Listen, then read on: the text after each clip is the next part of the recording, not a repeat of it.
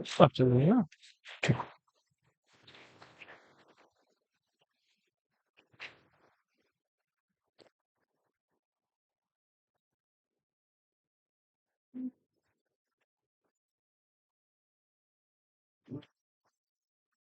और बताओ क्या हाल चाल है तुम लोगों का? है? तुम लोगों का क्या हाल चाल है? मिठाई खाने के बाद बढ़िया हो गए हो ना तुम लोग? है ना? है ना? अब मैं समोसा मंगवाऊंगा 5 जून को।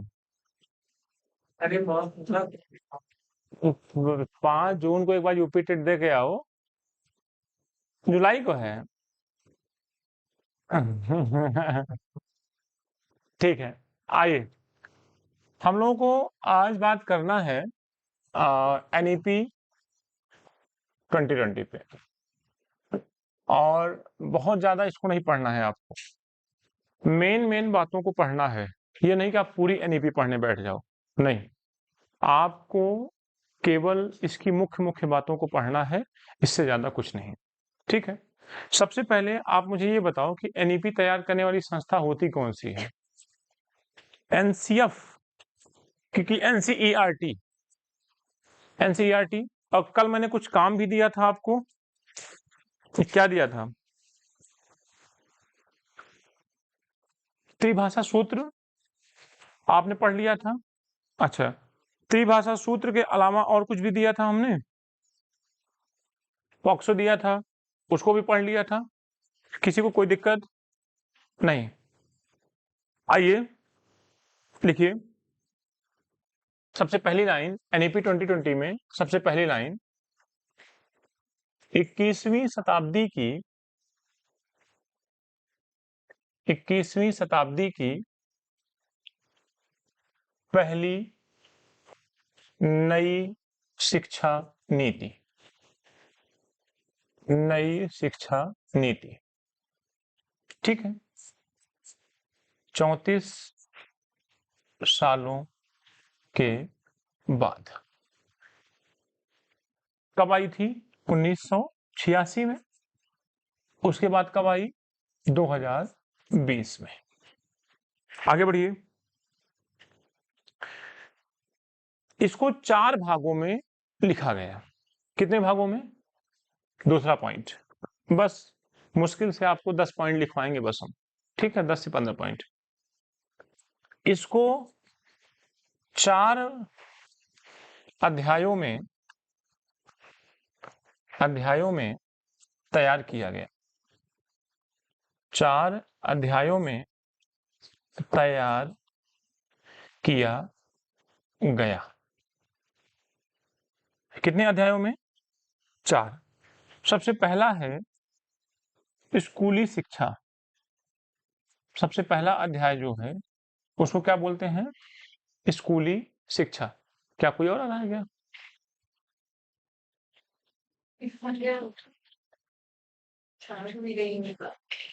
चलो, दूसरा लिखिए।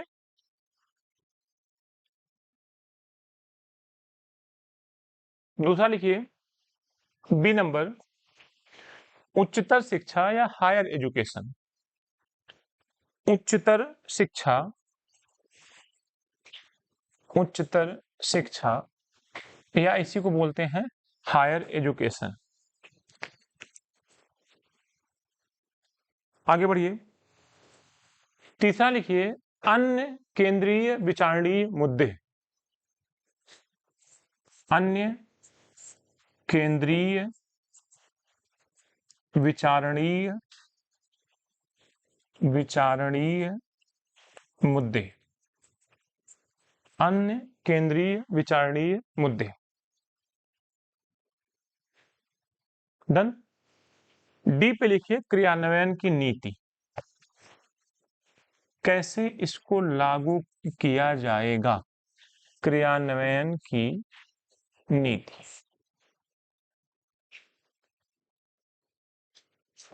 क्रियान्वयन की नीति।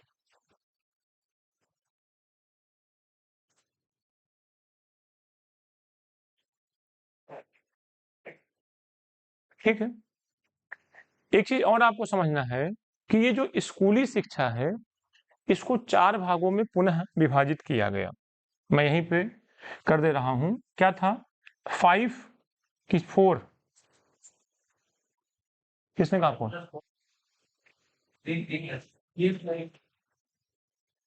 कितनी बात रही? 2 बार? 5 3 प्लस 3 यही था।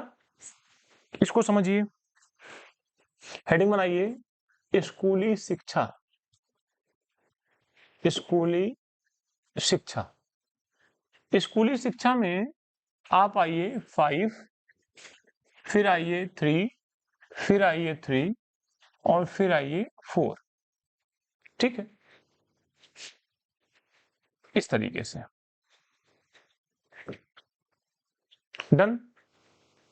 आप 5 का नाम क्या लिखेंगे बताइए? 5 को बोलते हैं फाउंडेशनल स्टेज।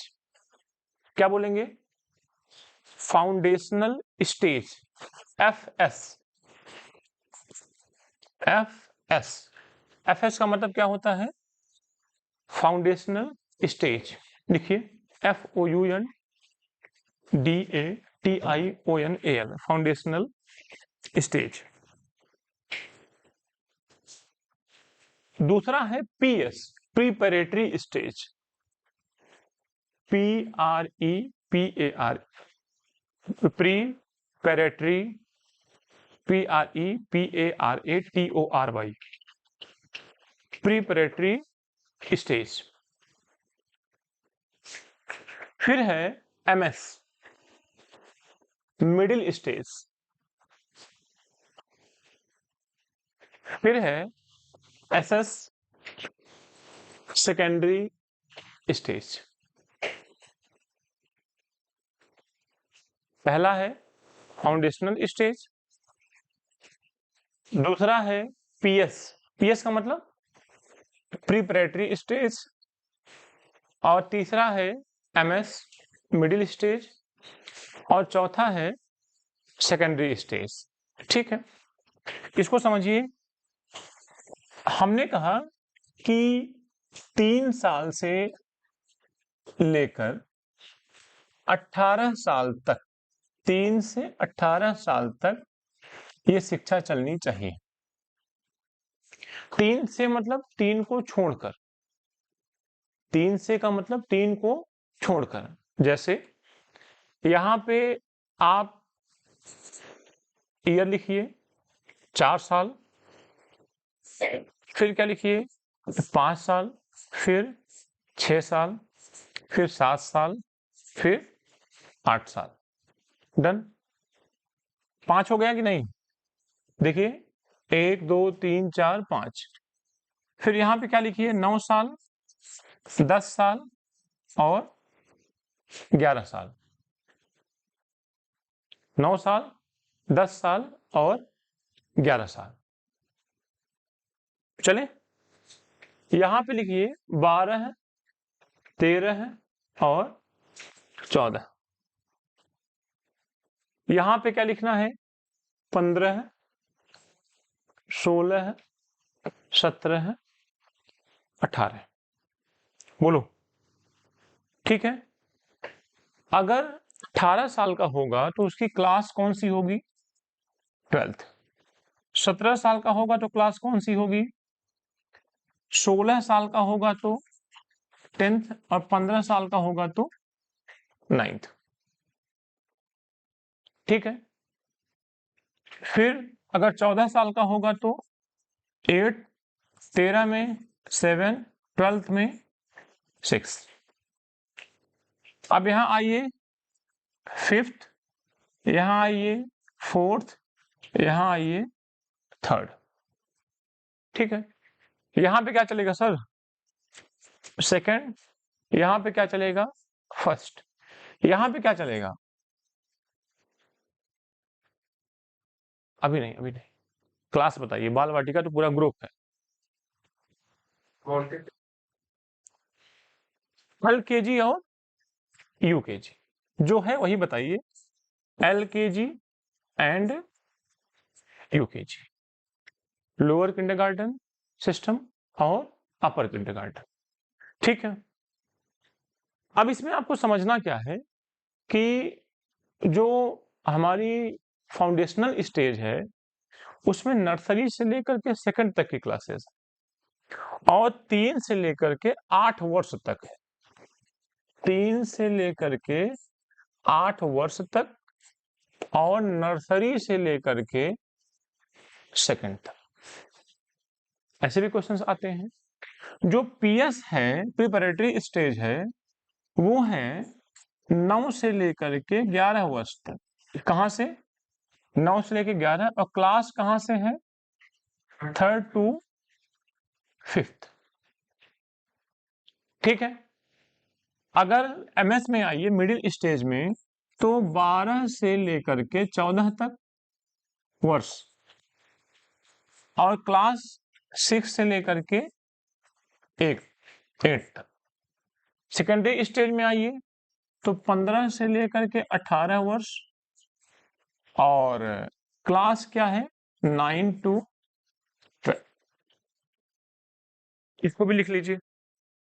इसकी एक ट्रिक है, इसकी एक क्या है ट्रिक, कि यहां से इधर इन तीनों को छोड़ दीजिए।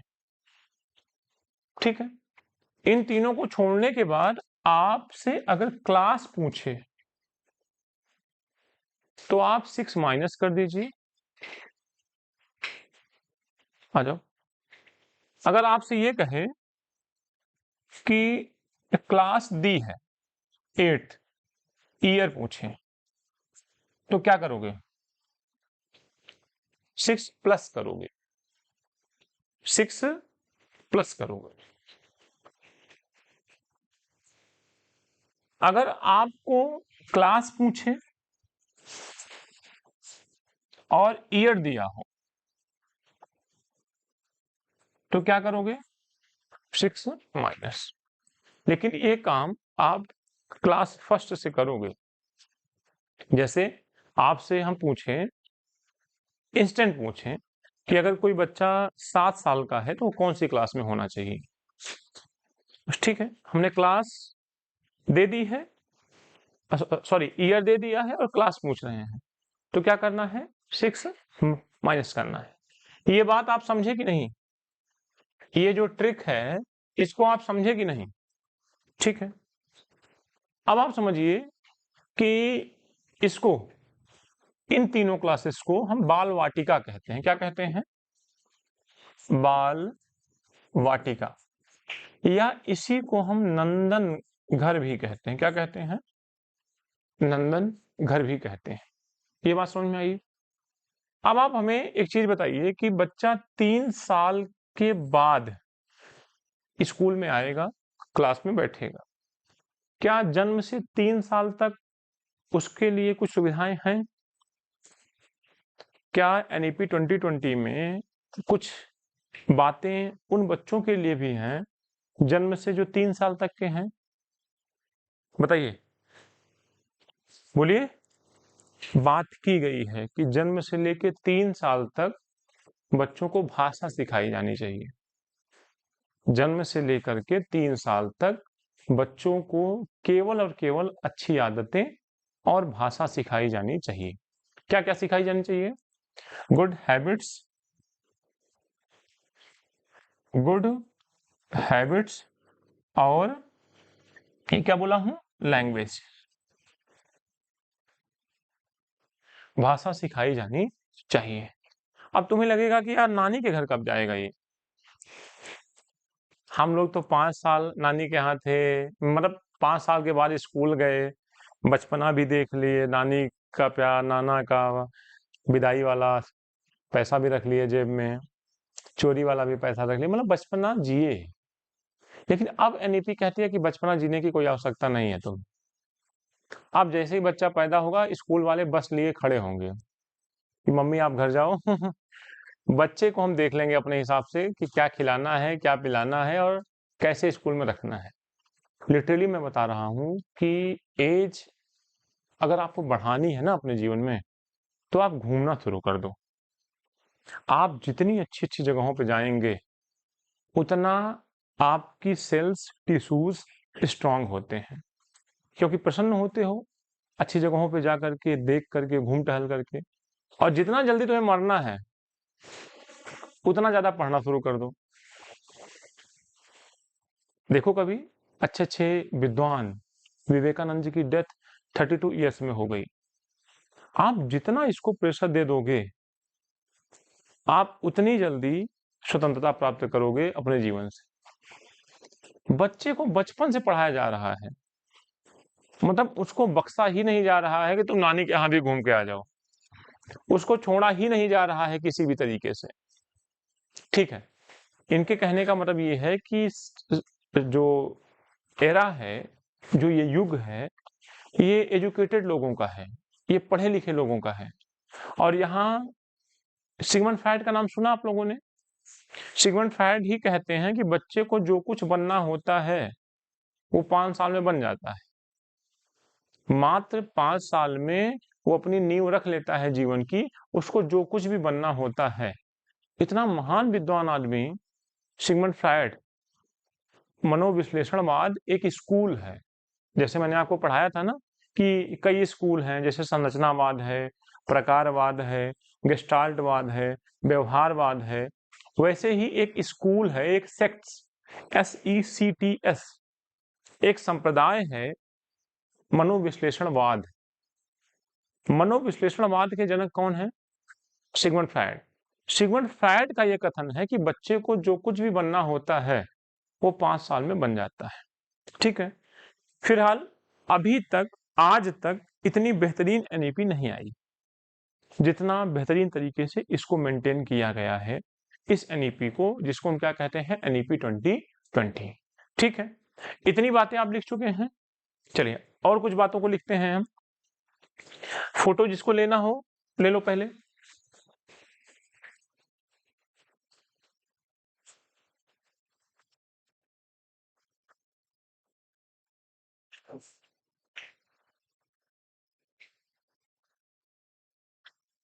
ओके,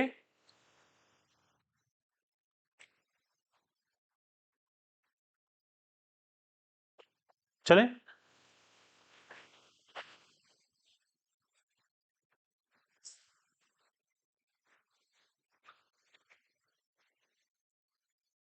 आपको शायद मैंने एक दिन बताया था कि जो बहादुर लोग होते हैं, वो कई प्रकार के होते हैं। याद है? नहीं पता? चलो 2 मिनट में फिर से तुम्हें बताते हैं। जो बहादुरी होती है, वो कई प्रकार से होती है। जैसे एक बहादुरी होती है फिजिकल, कि अगर किसी ने कुछ बोला तो हाथ पैर तोड़ के रख लेंगे। कोई भी गांव का आदमी हमसे बोलता नहीं, कोई भी रिश्तेदारी का आदमी हमसे मजाक नहीं करता। क्या निकलवाना है ऐसी? अभी चलने दो, कुछ देर में सही हो जाएगी। एक लोग जाओ मेन हेडक्वार्टर और इस बात को बोल के आओ। ठीक है, या तो आप चूं पूं करना बंद कर दो। ठीक है, तो एक बहादुरी कैसी होती है? फिजिकल, कि अगर किसी ने कुछ भी बोला तो मैं सीधे उसको मारपीट के बराबर कर दूंगा। ठीक, एक बहादुरी होती है मेंटल। एक बहादुरी कैसी होती है? मेंटल, कि आपने अगर हमें कुछ बोला तो हम कुछ नहीं करेंगे, हम चुपचाप यहां से चले जाएंगे और हम इसका यूज करेंगे।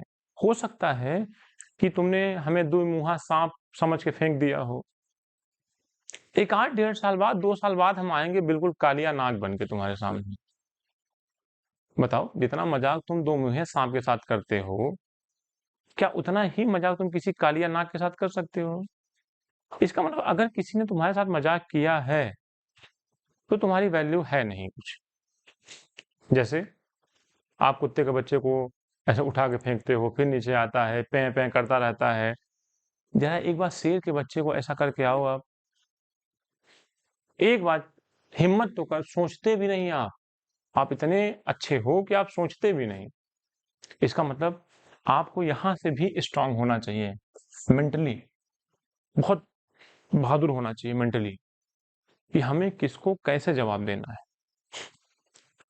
बंगाल को 15 साल बाद जीता मोदी जी ने, 15 साल बाद, जब उन्हीं के सारे विधायकों को अपने गिरफ्त में ले लिया तब। ये जो शुभेंदु अधिकारी हैं, ये टीएमसी के सबसे बेहतरीन नेता, और जब उनको 15 साल में उठा लिया तब आज जाके बंगाल जीता।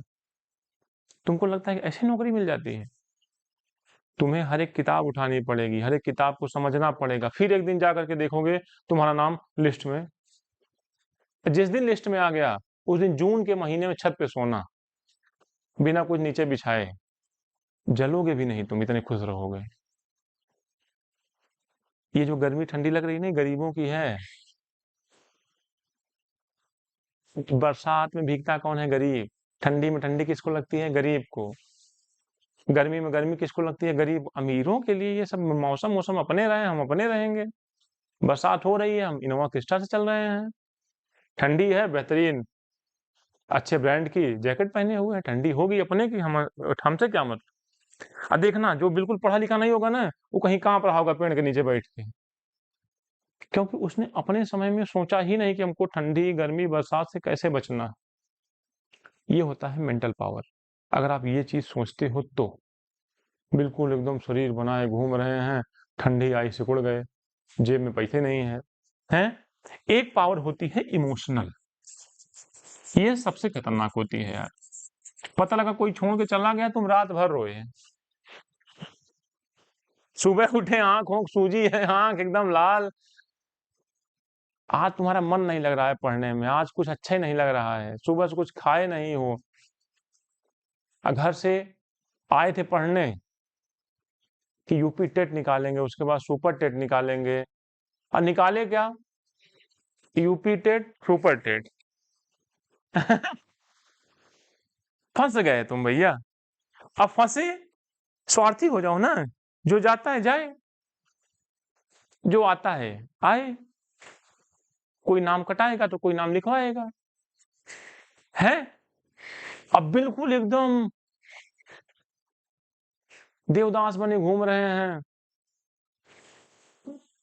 5 जून 5 जुलाई तक देवदासपन रहेगा। और जब देख के आओगे पेपर में मिलाओगे 60 क्वेश्चन सही है, ना पेपर रहा ना पारो।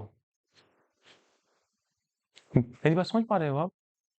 इमोशनल डेवलपमेंट होना बहुत जरूरी है। कोई भी चला जाए, आप दृढ़ निश्चय के साथ खड़े रहिए अपने लक्ष्य के प्रति। एक वर्ड होता है टारगेट, और एक वर्ड होता है एम। है कोई जो मुझे अंतर बता सकता है? टारगेट का मतलब होता है लक्ष्य, और एम का मतलब होता है उद्देश्य। दोनों में जमीन आसमान का अंतर है। अगर किसी काम को निश्चित समय में करना हो तो टारगेट होता है। जैसे हमको अपने शरीर का 5 किलो वजन 2 किलो वजन कम करना है 15 दिन में, इट्स माई टारगेट। लेकिन हमको जीवन भर स्वस्थ रहना है, ये मेरा उद्देश्य है। हमें नौकरी पानी है इस साल के अंत तक, ये मेरा टारगेट है। लेकिन हमको पढ़ा लिखा होना है, जीवन में समझदार होना है, ये मेरे जीवन का उद्देश्य है। तो there is the difference between target and aim. ठीक है, रुको। इमोशनल डेवलपमेंट अच्छा होना चाहिए, और पूरे जीवन का निर्धारण यहीं से होता है। जिसका इमोशनल डेवलपमेंट नहीं है, पता लगा कि 2-4 दोस्त को फोन की हो कि भैया आओ यहाँ चढ़ जाओ थोड़ा सा मेरे, इतना ज्यादा धड़क रहा है कि मेरी आत्मा निकल। किसके लिए धड़क रहा है? जो 2 महीना पहले मिला था। और वहां जो घर में 4-5 लोग ये उम्मीद करके तुम्हें पैसा भेजते हैं कि तुम पढ़ लिख लोगे, मास्टर शास्टर बन जाओगे तो कुछ पैसा दोगे, गाँवों में काटो, हम भी गाड़ी उड़ी ले लेंगे, घर और पापा मम्मी सब सोचे होंगे। वहां उनके लड़के का दिल हैंडपंप बना हुआ है। इमोशनल डेवलपमेंट, ठीक है प्रेम करो, ठीक है, नहीं मिला जाओ किसी और को तलाश करो, है। ठीक है। इमोशनल के बाद सबसे बेहतरीन जो स्ट्रांगनेस होती है, जो पावर होती है, जो ब्रेवरी होती है, ब्रेवरी मतलब बहादुरी जो होती है, वो होती है मोरल। किसी भी कीमत पे मुझे गलत नहीं करना। लोग सुसाइड कर लेते हैं, लोग मतलब स्मोकिंग की तरफ चले जाते हैं, लोग अपना हाथ पैर काट लेते हैं। किसी भी परिस्थिति में मुझे गलत नहीं करना है, ये होता है मोरल। इसको कहते हैं मोरल ब्रेवरी। सब में नहीं होती है, सब में इमोशनल बहादुरी नहीं होती है, सब में मेंटल बहादुरी नहीं होती है, सब में फिजिकल बहादुरी नहीं होती। एक सबसे लास्ट में आता है लैंग्वेज। आज तक एक ही थाली में एक ही चम्मच से खाते पीते थे, जैसे उसने कहा शादी नहीं हो सकती, दे गाली दे गाली नहीं सर नहीं। लैंग्वेज बहादुरी बहुत बड़ी चीज। कुछ ऐसे वर्ड्स, कुछ ऐसे शब्द आ जाइए आपके जीवन में हो जिससे आपको अच्छा फील हो सके। अक्सर ये लोग आपा अपना खो देते हैं। इसकी बहादुरी रखना बहुत बड़ी बात है। मेरी बात समझ में आ रही है? कौन कौन सा हुआ? शारीरिक, मानसिक। एक होता है सोशल ब्रेवरी। समझिए, ये तो देखने को ही नहीं मिलेगी किसी में कि आपको कोई कुछ कहे और 10 लोग आपके लिए लड़ जाएं। आपको घर में कोई कुछ कहे और पूरा घर उस आदमी का विरोध कर दे कि नहीं, इसको ऐसा ना बोलना, बाकी चाहे जिसको बोल। सोशल बहादुरी का मतलब सामाजिक प्रतिष्ठा, सामाजिक रूप से अपने आप को स्थापित करना। मेरी बात समझ में आ रही है? तो सर, आप किसी एक बहादुरी पे काम मत करिए। अगर आपको करना ही है, बहादुर बनना ही है, तो फिर कई तरीके से बहादुर बनिए। ये जितने एस्पेक्ट्स ऑफ ब्रेवरी हमने लिखे हैं, उसको आप समझिए और इसको लाइए। वरना अच्छे अच्छे डीएम एसडीएम को हमने देखा है सुसाइड कर लेते हैं। अच्छे अच्छे डीएम को हमने देखा है कैरेक्टर लेस हो जाते हैं। पद पे आते ही, सुंदर लोगों को देखते ही उनका कैरेक्टर खत्म हो जाता है। ये किस में आता है? मोरल ब्रेवरी उनके अंदर नहीं है कि अपने आप को रोक सकें, अपने आप को समझा सकें। तो जीवन में बहादुरी के 6 प्रकार हैं सर, और ये 6 बहादुरी आपके अंदर होनी चाहिए अगर आपको बेहतरीन तरीके से जीना है तो। वरना शरीर बनाए रहोगे, बिल्कुल एकदम बाइसेप ट्राइसेप ऐसे खड़े हो जाओगे तो लोग कहेंगे बिल्कुल एकदम सलमान खान। अब कोई छोड़ के चला गया तो कोने बैठ के रो रहे हैं पूरी शरीर रोने में हिल रही है, हैं? 2-4 लोग उठा रहे हैं, बेहोश होने पे उठा ही नहीं पा रहे हैं। ये आपकी बहादुरी नहीं है सर। ये मैंने, देखो तुम लोग रील्स देखते होगे, कच्चा बादाम पक्का बादाम, है ना? कुछ ऐसे रील्स देखो जो तुम्हें कुछ सही सिखाएं। हैं? आओ लिखो, आगे चलो। हाँ, थोड़ा सा इंटरेस्ट होना चाहिए ना क्लास में। आगे बढ़ो। देखो, हमने 10+2 को चेंज किया। हमने नेक्स्ट पॉइंट लिखना, 10+2 को स्कूली शिक्षा 10+2 को बदल दिया। पॉइंट्स में लिखो, बहुत ज्यादा हेडिंग बनाने की आवश्यकता नहीं है। और क्या कर दिया? 10+2 की जगह 5, 3, 3+4। ठीक है, 5+3+3+4। अक्सर जब मैं इंटरव्यू में क्वेश्चन पूछता था कि जो एनईपी 2020 है, एनईपी 2020 जो है, इसको कितने भागों में लिखा गया, तो लोग कहते थे 4। और जब मैं पूछूं कौन सा 4, तो वो बताते थे ये वाला, मतलब 5, 3, 3, 4। गलत है। ये जो 5, 3, 3, 4 है, ये एनईपी का नहीं है, ये पहले का है, स्कूली शिक्षा का। जब मेरा प्रश्न ये हो कि स्कूली शिक्षा को कितने चरणों में बांटा गया, तो आप 4 बताइए। पूरी एनईपी को कितने भागों में बांटा गया, 4 फिर भी बताइए। लेकिन जब मैं उन 4 का नाम पूछूं, तो आप ये मत बताइए। फिर आप मुझे बताइए क्या? स्कूली शिक्षा, फिर हायर एजुकेशन, फिर कुछ और मुद्दे हैं जो शिक्षा व्यवस्था को मजबूत बनाएंगे। जैसे हर जिला में एक शिक्षा मंत्रालय होगा, हर ब्लॉक में एक शिक्षा व्यवस्था होगी, हर स्टेट में एक शिक्षा विभाग होगा, एक केंद्रीय स्तर पर शिक्षा विभाग होगा। इस तरीके की बात इसमें की गई है। और क्रियान्वयन कैसे कराया जाएगा?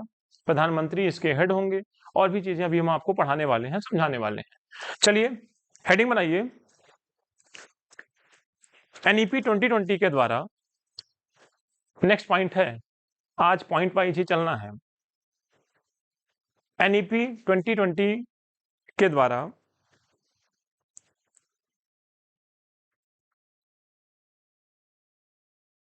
दिए गए कुछ मूलभूत सिद्धांत।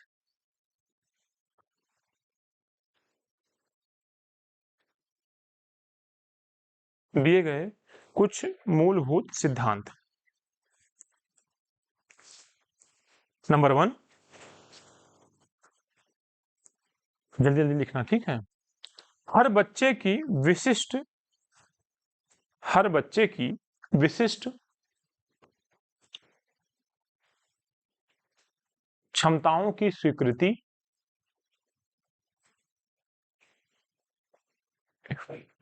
पहचान, क्षमताओं की स्वीकृति, पहचान और उनके विकास हेतु प्रयास करना। उनके विकास हेतु प्रयास करना, ये पहला पॉइंट है। दूसरा,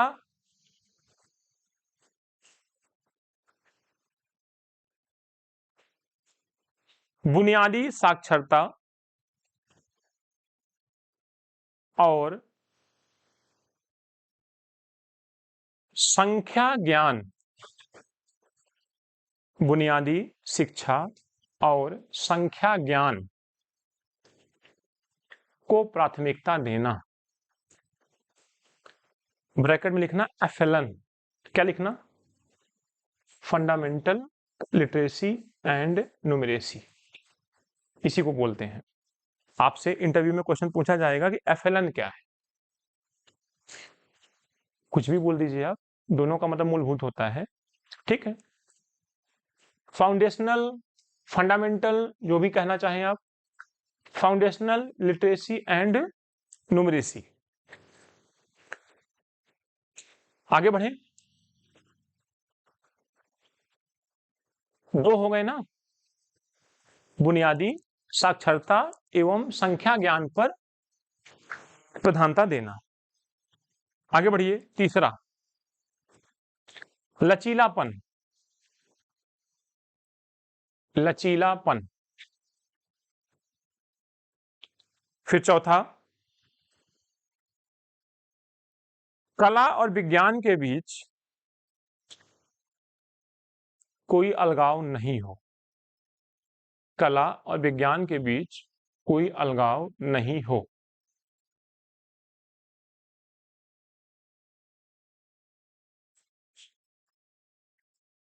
नेक्स्ट, बहुविषयक दुनिया का निर्माण। बहुविषयक दुनिया का निर्माण।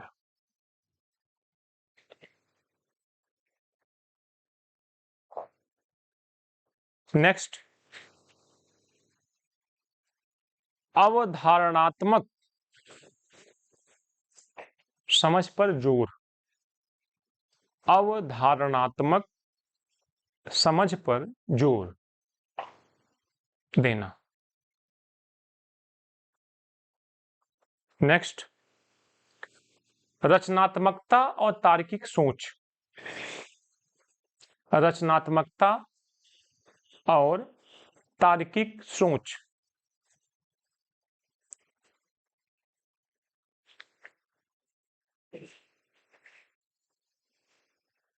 नेक्स्ट, नैतिकता, मानवीय और संवैधानिक मूल्यों की पहचान। नैतिकता, मानवीय और संवैधानिक मूल्यों की पहचान।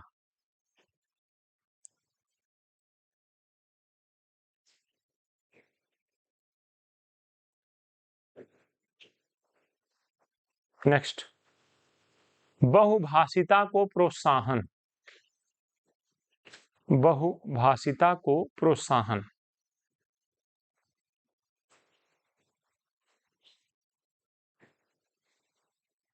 नेक्स्ट, जीवन कौशल।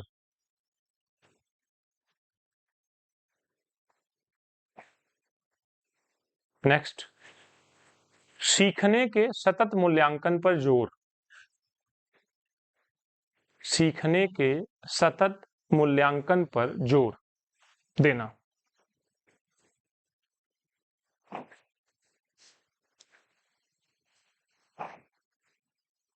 नेक्स्ट, तकनीकी का यथासंभव प्रयोग। तकनीकी का यथासंभव प्रयोग।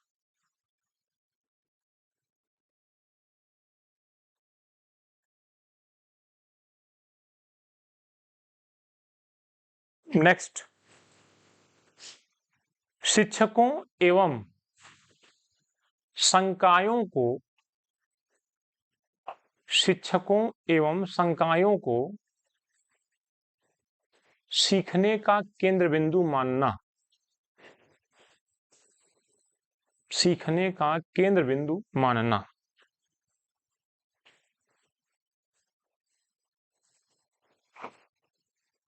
नेक्स्ट, अखंडता, पारदर्शिता,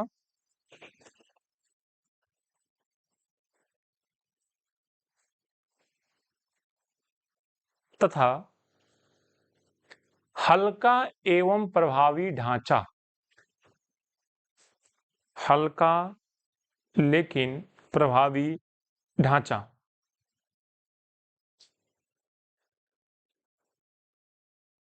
नेक्स्ट, नवाचार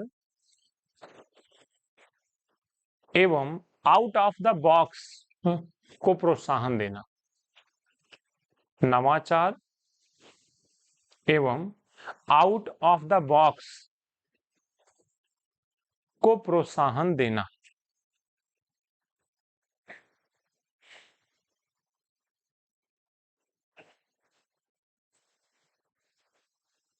नेक्स्ट, बताते हैं, बस सब बताएंगे, एक एक लाइन बताएंगे, अभी तो लिखवाने दीजिए, शुरू से बताएंगे हम, समय लेंगे 10 मिनट का, शुरू से बताएंगे।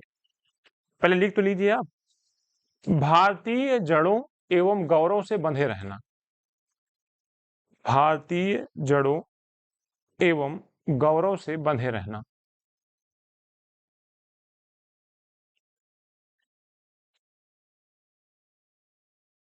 नेक्स्ट,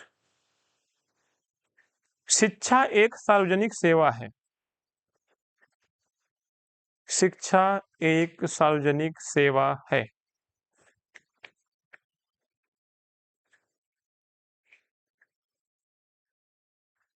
नेक्स्ट, एक मजबूत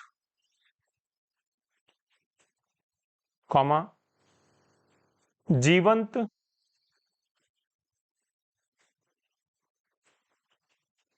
एवं सार्वजनिक शिक्षा प्रणाली में निवेश। मजबूत, जीवित एवं सार्वजनिक शिक्षा प्रणाली में निवेश। आइए,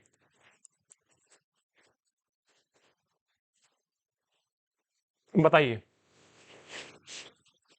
सबसे पहला क्या है?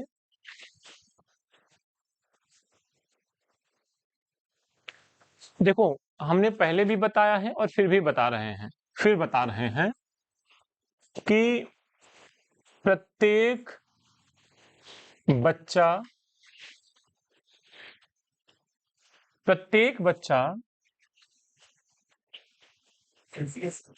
अलग है एवं प्रत्येक बच्चा अपने आप में विशिष्ट है।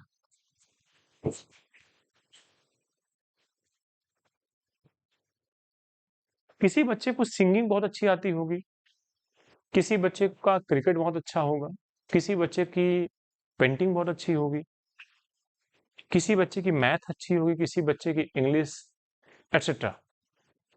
अगर कोई बच्चा हिंदी और इंग्लिश में मान लीजिए फेल हो गया और मैथ और साइंस में अच्छे नंबर लाया, इसका मतलब क्या है? कि वो बच्चा खराब है? यानी अब शिक्षक होने के नाते आपका नजरिया चेंज होना चाहिए और प्रत्येक बच्चे में कोई एक दो ही योग्यता होगी, उसकी पहचान करिए, उसको स्वीकार करिए और उसको आगे बढ़ाने का प्रयास करिए। मान लीजिए कि मेरा भांजा है, क्रिकेट में बहुत अच्छा है, अब हम उसको ट्यूशन भेजते हैं तो उसका मन नहीं लगता ट्यूशन में, या हाँ देख लीजिए रिमोट वहीं है बच्चों के पास, या उसको हम स्कूल भेजते हैं तो वो बहुत मन से नहीं जाता। इसका मतलब ये नहीं कि वो खराब है, उसकी रुचि, उसकी क्षमता कहीं और है। अब हम एक अच्छे गार्जियन होने के नाते अगर पढ़े लिखे हैं तो हम उसको उसी दिशा में ले जाएंगे, अन्यथा हम उसको मार पीट करके स्कूल भेजेंगे, ट्यूशन भेजेंगे, ना तो इधर का रह जाएगा और ना तो उधर का। इसलिए पहली लाइन लिखी गई है एनईपी 2020 में कि प्रत्येक बच्चे की विशिष्ट क्षमता की पहचान कीजिए, उसको स्वीकार कीजिए, आपको स्वीकार भी करना पड़ेगा। ठीक है, कुछ माता पिता स्वीकार ही नहीं करते। जैसे बच्चे ने कहा पापा मुझको मैथ नहीं आती, माता पिता मानने को तैयार नहीं है, कहते हैं कि काहे नहीं आती तुमको मैथ। इंग्लिश नहीं आती तो पूछेंगे काहे नहीं आती, अरे उसको पता होता काहे नहीं आती तो आने ना लगती उसको। तो प्रत्येक बच्चे की रुचि अलग अलग है अकॉर्डिंग टू साइकोलॉजी। ठीक है, पहली बात समझ में आई आपको। आप केवल एग्जाम क्वालिफाई करने के लिए मत पढ़िएगा, आप इसको अपने लिए भी पढ़िएगा। ठीक है, नंबर 2 बताइए क्या है। फलन, इतना ज्यादा बोलने की आवश्यकता नहीं है, हम सीधे क्या बोलेंगे FLN। एफ का मतलब होता है फंडामेंटल या फाउंडेशनल, बुनियादी। बुनियादी मतलब कम से कम बिजली का बिल, किसी को पत्र लिखना, न्यूज़पेपर पढ़ना, इतनी चीजें उसको आनी चाहिए। लिटरेसी का मतलब क्या होता है सर? आपको शायद पढ़ाया गया होगा, लिटरेसी का मतलब समझो, LSRW। एल का मतलब होता है लिसन, और इसका मतलब क्या होता है स्पीक। इसका मतलब क्या होता है,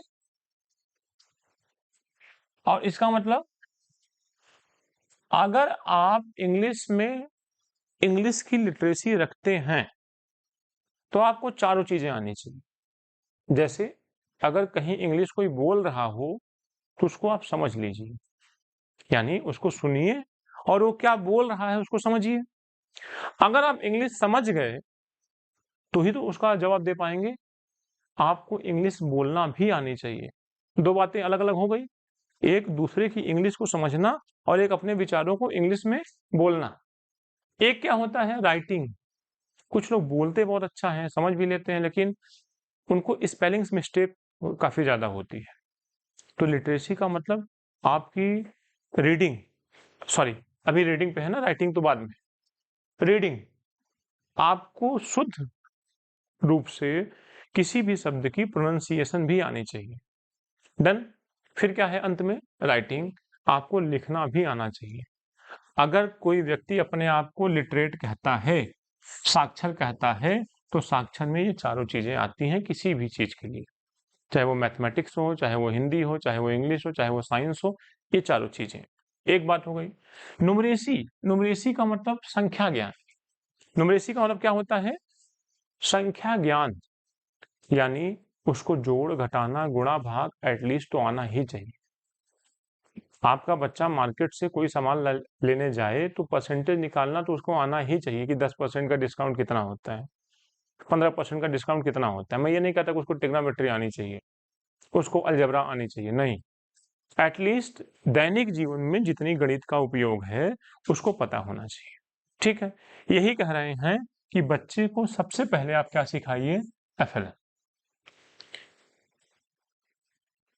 एफ का मतलब फाउंडेशनल या फंडामेंटल, और एल का मतलब लिटरेसी, और एन का मतलब न्यूमरेसी। इतनी चीजें उसको आनी चाहिए। शब्दों की पहचान, शब्दों को पढ़ना, शब्दों को लिखना, मात्रा की पहचान, मात्रा को लिखना, मात्रा को पढ़ना, न्यूज़पेपर पढ़ना, बिजली का बिल पढ़ना, इंग्लिश में या हिंदी में, इतना तो आपका बच्चा होना चाहिए, है ना? और मोबाइल नंबर याद हो, यानी उसको न्यूमरेसी हो, उसको पिन कोड याद हो, न्यूमरेसी हो, जोड़ घटाना गुणा भाग आता हो, ये न्यूमरेसी हो। एटलीस्ट इतना तो आपके बच्चे को आना चाहिए। तीसरा क्या है? लचीलापन, फ्लेक्सिबिलिटी।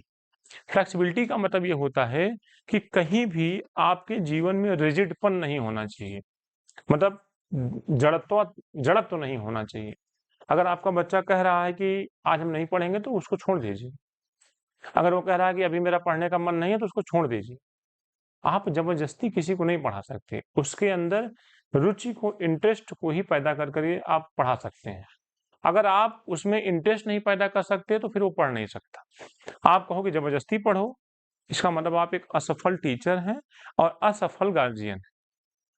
जब तक आप रुचि नहीं पैदा कर सकते, आपके अंदर योग्यता नहीं है, आप उससे योग्यता की उम्मीद कर रहे हैं? तो लचीलापन का मतलब होता है कि आपको भी, बच्चों को भी, गार्जियन को भी, टीचर्स को भी हमेशा फ्लेक्सिबिलिटी होनी चाहिए।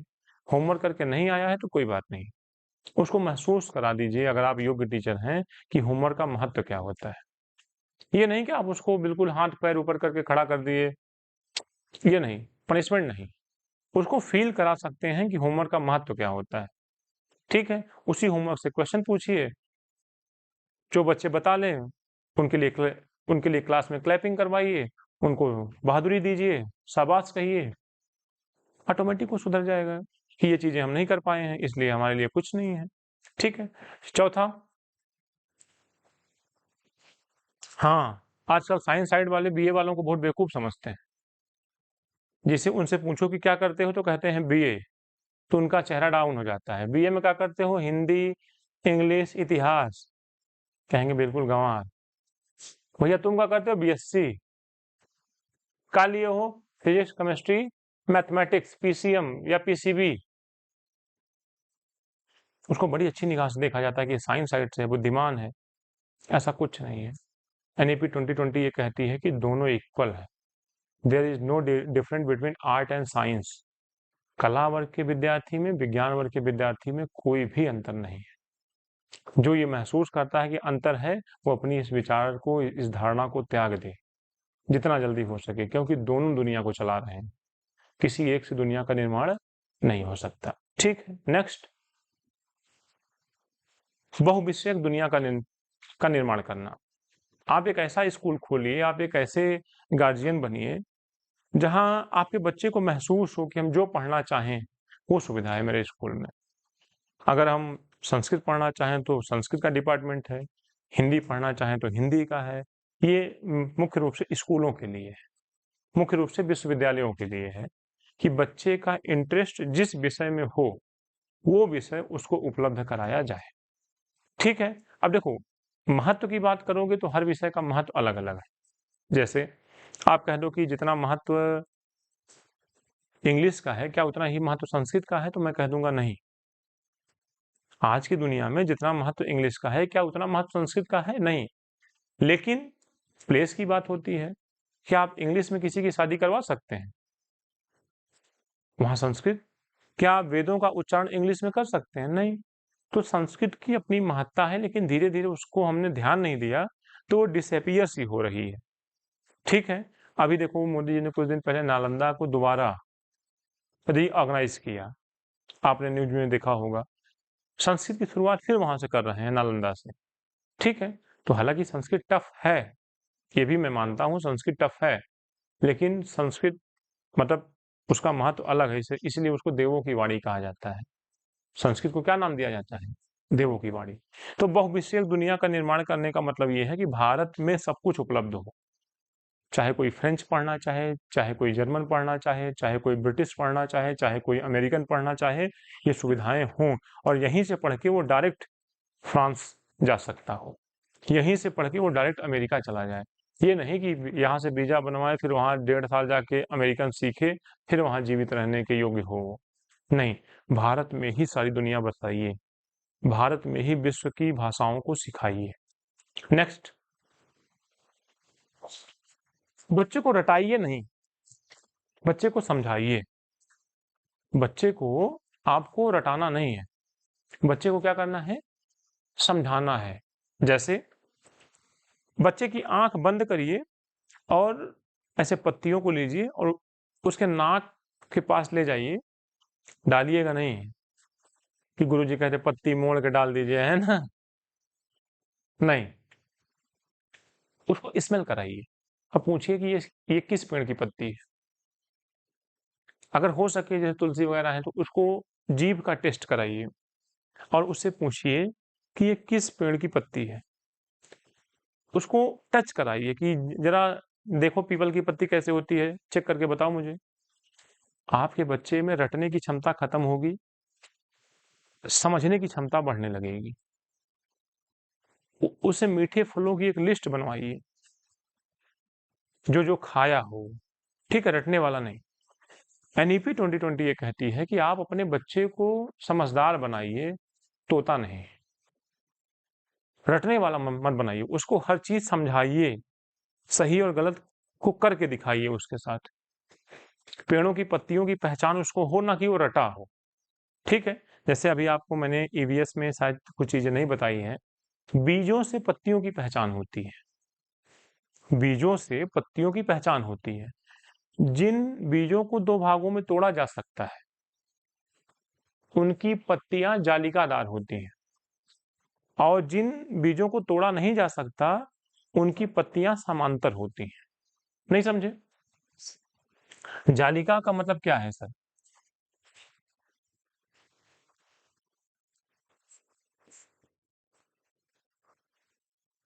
आम, नीम की पत्तियां ऐसे होती हैं, उनको फाड़िए वो सीधा नहीं फटेंगी। लेकिन ये द्विपत्री हैं, जिनके बीज कैसे होते हैं, द्विपत्री।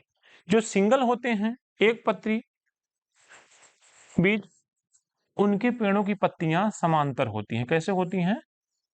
समांतर। हाँ, गेहूं की, मक्के की, बनाना की, इस तरीके से। तो ये उनको समझाइए, ये उनको रटवाइए नहीं। पेड़ों की पत्तियां लाइए, बीजों को दो भागों में तोड़िए। अवधारणात्मक सोच का मतलब होता है learning by doing, learning by doing. केवल रटाइए नहीं। हरा और लाल में मिलाने से काला बनता है, ब्लैक, ब्राउन। उसको मिला के दिखाइए बच्चे को, ना कि उसको रटवाइए। समझ गए इस बात को? आगे बढ़िए। रचनात्मकता और तार्किकता पे बल। बच्चे के अंदर कुछ ऐसा विकसित करिए, कुछ ऐसे गुण विकसित करिए कि वो सोचे, वो आपसे क्वेश्चन पूछे। उसको बिल्कुल आप किताबी मत बना दीजिए, उसके अंदर क्रिएटिविटी आए, वो अपने से कुछ प्रश्न पूछे, अपने से किसी नई चीज का निर्माण करे। जैसे बच्चे बचपन में नाव बनाते हैं, जैसे बचपन में वो कई मोबाइल के डिब्बे से रेलगाड़ी बनाते हैं, माचिस के डिब्बे से रेलगाड़ी बनाते हैं। ये उनकी सृजनात्मकता है, इसको कभी रोकिएगा नहीं। साड़ी के डिब्बे से कुछ फूल बनाते हैं, मतलब बहुत कुछ करते हैं वो। कभी भी इसको आप रोकने की कोशिश ना करिएगा, थप्पड़ मारने की कोशिश ना करिए। ये सृजनात्मकता के बीज हैं। आगे चल के हो सकता है वो साइंटिस्ट बने, हो सकता है वो कोई नई चीज का आविष्कार करे। अब आप उसको बचपन में ही मार दिए, डरा दिए, अब वो कभी छूता ही नहीं कोई कूड़ा करकट। कूड़े करकट से ही वैज्ञानिक निकलते हैं, ऐसा एनईपी 2020 में कहा गया है कि सृजनात्मकता को, रचनात्मकता को बढ़ावा दीजिए और तर्क को बढ़ावा दीजिए। कि अगर तुम स्कूल नहीं जाओगे तो क्या होगा, अगर तुम दूध नहीं पियोगे तो क्या होगा, जो दूध पीता है वो कैसा होगा, तुम कैसे होगे। दोनों के बीच में डिफरेंस समझाइए उसको, ठीक है। नेक्स्ट, आपके बच्चे को नैतिकता पता हो। जैसे मैं छोटा था तो एक चींटे ने मुझे काट लिया और फिर मैं परशुराम बन गया, एक चाकू लिया और चींटों को काटता था। काले वाले चींटे नहीं होते हैं, मेरी मम्मी ने मुझे बहुत मारा और ऐसा चाकू रखा, बोली काट दें उंगली तुम्हारी। मैंने कहा कि ठीक है, श्रीलंका की तो लगती हो, है ना, लेकिन क्षमम।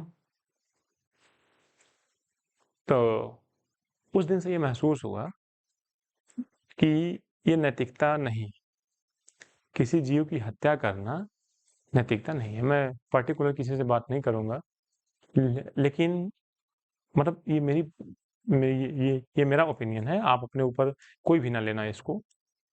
किसी जीव का, कमज़ोर जीव का गला काटना कहाँ की नैतिकता है?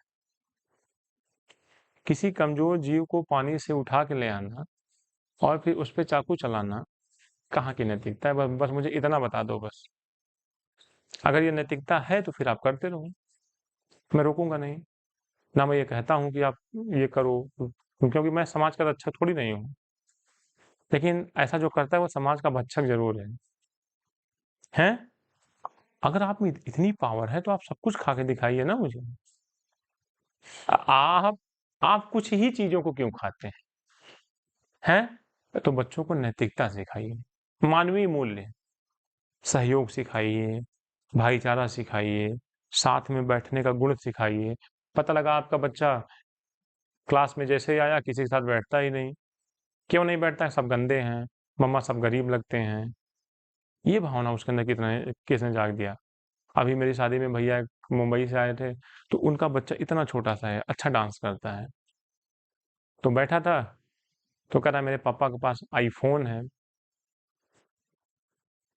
तो मैं उसको बोला, मैं कहा इधर आओ, किसने बताया तुमको? तो बोला मेरी मम्मा ने बताया। मैंने कहा आईफ़ोन महँगा होता है कि सैमसंग? तो कह रहा है आईफ़ोन। तो मैंने कहा इसका मतलब तुम्हारे पापा अमीर हैं? तो कह रहा है हाँ। तो मैंने कहा तब फिर तुम चप्पल क्यों पहने हो? जाके अच्छा जूता पहन के आओ। अब गया रोने लगा अपनी मम्मा से कि चल के मुझे महँगा शूज़ दिलाओ, है ना? बच्चे हैं, उनको जो तुम सिखा दोगे, उसकी मम्मी ने प्राउड किया होगा कि आईफ़ोन मेरे पति ने लाया, मेरे भैया ने। मेरी भाभी को ये महसूस हुआ होगा कि 1.5 लाख का, 2 लाख का, बगल में वो बैठा है चवन्नी। आप जैसे महसूस करोगे, बिल्कुल वो आपकी फ़ोटोकॉपी है। इतना घमंड उसके अंदर आया कहाँ से सर? ये मानवीय मूल्य नहीं है। महँगी चीज़ों से बच्चों को दूर रखिए, वरना उसके अंदर एक बार अगर प्राउड आ गया, तो अपने क्लास में वो किसी को कुछ समझेगा नहीं। उसको सस्ती बोतल देके स्कूल भेजो, उसको सस्ते बैग देके स्कूल भेजो, भले आपके पास बहुत पैसे हों। या तो फिर उसके इक्वल में भेजो, ले जाओ मुंबई में जहाँ सब बड़े-बड़े बच्चे घर के बच्चे पढ़ते हैं, वहाँ पढ़ा के दिखाओ, फिर आप समझ जाओगे। आप प्राइमरी में अपने बच्चे को भेजोगे, तो महँगा तो लगेगा ही ना वो प्राइमरी में, क्योंकि प्राइमरी में सब, और आपका बच्चा एकदम बिल्कुल मेंटेन, तो राजा तो दिखेगा ही। लेकिन एक बार राजाओं के बीच में ले जाके देखो राजा को, फिर आपको समझ में आएगा। तो अपने बच्चे के अंदर मानवीय मूल्य भरिए। मानवीय मूल्य कहने का मतलब क्या है? सहयोग सिखाइए, भाईचारा सिखाइए, अपनापन सिखाइए, सबसे मिल-पट के रहने की आदत डालिए उसके अंदर, वरना जीवन भर वो कहीं एडजस्ट नहीं हो पाएगा। हमेशा उसको कहीं न कोई समस्या ही दिखेगी। आई बात समझ में? एक क्या था संवैधानिक मूल्य। संवैधानिक मूल्य आप प्रस्तावना पढ़ लीजिएगा, सब कुछ आपको मिल जाएगा। एकता, अखंडता, संप्रभुता, बंधुता, ये सारी चीज़ें हैं। नेक्स्ट बोलिए। हाँ, बहुभाषिता को प्रोत्साहन। आपको एट लीस्ट 3 भाषाएँ आनी चाहिए। इसीलिए कल मैंने आपको त्रिभाषा सूत्र पे बल दिया था। आपको 3 भाषा एट लीस्ट अच्छे से आनी चाहिए। अम्बेडकर जी को 24 भाषाएँ आती थी। राजा राममोहन राय को 24 से भी ज़्यादा भाषाएँ आती थी। अब आप सोचो कि वो कैसे पढ़े होंगे? डॉक्टर भीमराव अम्बेडकर जी को 24 भाषाएँ मतलब कंप्लीटली आती थी। राजा राममोहन राय को 24 से ज़्यादा भाषाएँ आती थी। उन्होंने एक न्यूज़पेपर निकाला था, मिरात उल अखबार, फ़ारसी भाषा में निकाला था। आप सोचो फ़ारसी भाषा के कितने अच्छे विद्वान रहे होंगे। तो एट लीस्ट आप भाषा पे काम करो। आप कोई एक विदेशी भाषा सीखने का प्रयास करो, चाहे गूगल से, चाहे मोबाइल से, चाहे जिससे। हैं? चलो, मुझे बताओ जल्दी से। अगर मैं लिख दूँ कुत्ता, तो इसको 5 भाषाओं में बताओ क्या कहते हैं? इंग्लिश में डॉग, संस्कृत में स्वान, ठीक है? और 2 हो गई, 3 अवधि में क्या कहते हैं? कुचु अच्छा, भोजपुरी में भी इसको क्या कहते हैं? और 3 हो गया, मलयालम में, कन्नड़ में। सीखना चाहिए कभी कभी, जब तुम खाली बैठो ऐसे इंटरटेनमेंट के लिए थोड़ा सा सीखो कि मम्मी को 5 भाषाओं में क्या कहते हैं, और जाके मम्मी को उसी भाषा में बुलाओ, है ना, पापा को 5 भाषाओं में। आज सीखो कि मलयालम, कन्नड़ भी तो तुम्हारे देश की भाषा है। हैं? नेक्स्ट आगे बढ़ो। जीवन कौशल, बच्चे को केवल विषय मत सिखाइए। आजकल वो बच्चे ज्यादा सफल हैं जिन बच्चों ने स्किल सीखी है। स्किल मतलब जैसे हमने जब इससे पहले जिस कंपनी में काम करते थे, हमने ये देखा कि टाइपिंग वाले बच्चों को भी 25-30 हजार रुपए मेरी कंपनी देती थी। तो एटलीस्ट टाइपिंग भी एक स्किल में आता है। आप अगर अपने जीवन में अच्छे टाइपर हैं, मोबाइल वाला नहीं कि आंख मूंद के लिख देते हैं ओके मिस यू, है ना, नहीं, ई टाइपिंग नहीं भैया, आजकल तो यूआई टाइपिंग आ गई है, इससे करके लिख देते हैं। हाँ, वो समझ में आएगा जब बैठोगे स्टेनो में, जब वो कह देंगे मोबाइल जमा कर दो, और फिर वहां ऐसे अनुशासन में स्टेनो बनना पड़ता है। तो एटलीस्ट आप टाइपिंग तो सीख लो, हिंदी की, इंग्लिश की। एटलीस्ट आप फोटोग्राफी तो सीख लो। फोटोग्राफी मतलब फोटो खींचना नहीं, जो ये सब वो बनाते हैं, थंबनेल वगैरह बनाते हैं, पंपलेट वगैरह बनाते हैं, ग्राफिक्स डिजाइनर। मैं जानता हूँ कि जब मैं 1 साल बेंगलोर में था, तो 80,000 रुपए मेरी कंपनी ग्राफिक डिजाइनर को देती थी। लेकिन हाँ, वो ग्राफिक डिजाइनर डिजाइनर होते थे। वो कौन सा विषय पढ़ के गए हैं? कुछ नहीं, स्किल। इसलिए प्लीज, आज जितने लोग बैठे हो, बच्चों को तो बाद में सिखाना, अपने अंदर पहले 1-2 स्किल ला लो जिससे कुछ पैसे मिल सके।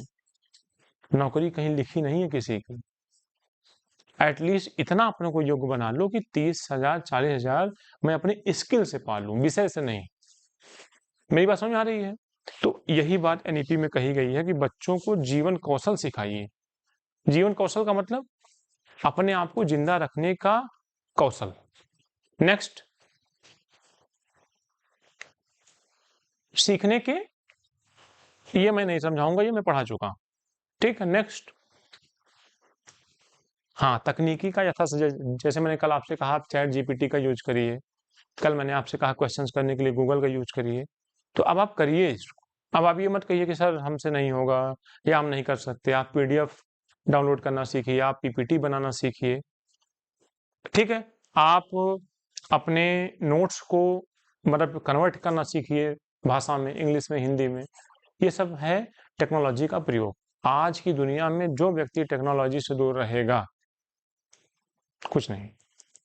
आप अटेंडेंस भी अब जाओगे तो ऑनलाइन लोगे, आपको रिप्रेजेंटेशन भी अपना ऑनलाइन में ही करना पड़ेगा अपने ही लैपटॉप से।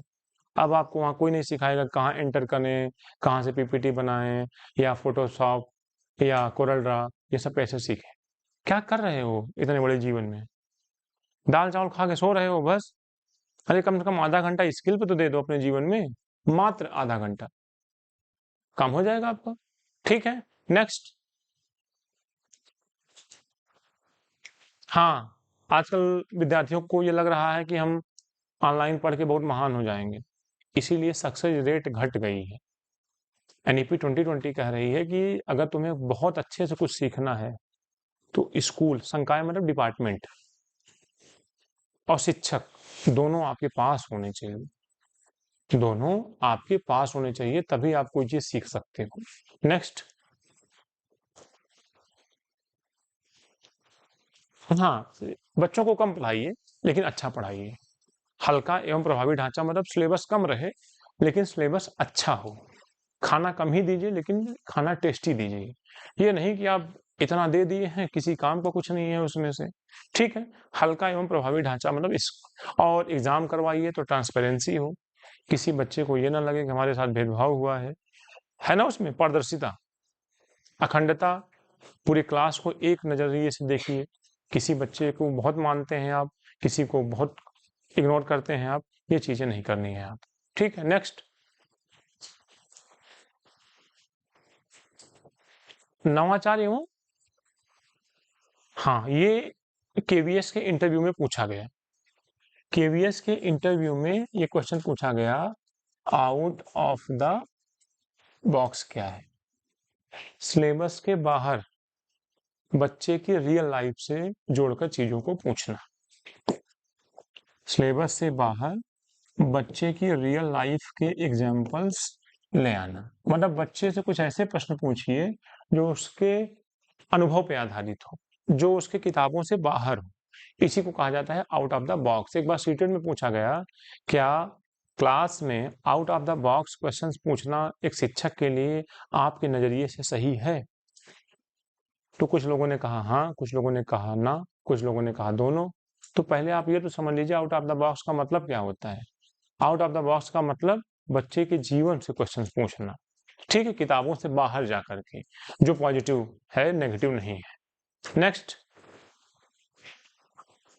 हाँ जैसे मैंने कल आपको बताया था कि एनईपी में 4 विश्वविद्यालयों का नाम लिखा गया है, नालंदा, विक्रमशिला, तक्षशिला, वल्लभी। शिक्षकों का नाम लिखा गया है।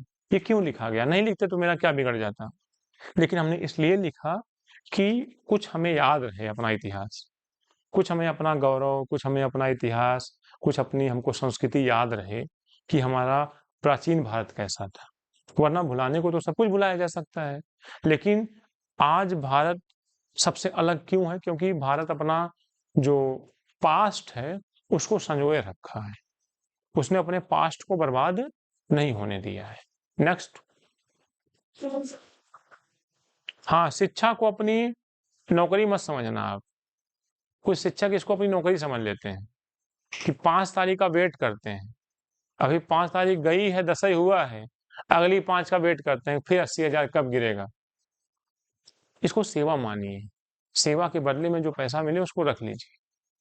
जब भी क्लास में आइए बहुत मन से आइए, जब भी क्लास में आइए एक अच्छे भाव से आइए, जब भी क्लास में आइए एक बेहतरीन इमोशंस लेके आइए।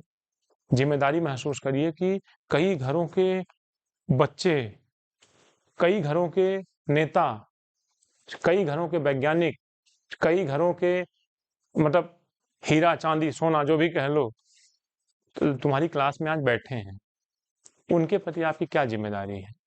इसलिए क्या कहा जाता है, शिक्षा एक सेवा है, ना कि जॉब, ना कि नौकरी। ठीक है, नेक्स्ट,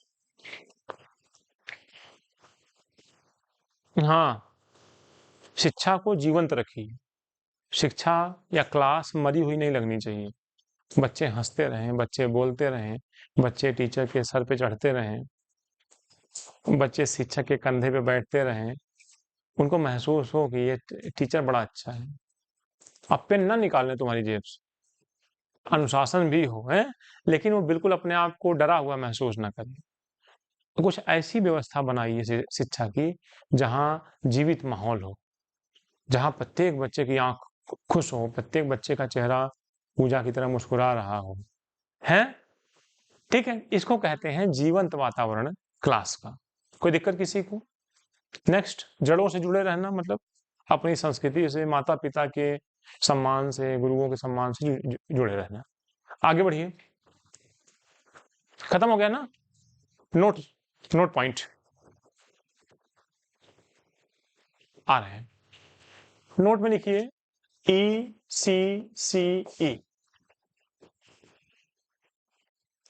नोट में लिखिए ECCE, early childhood care and education,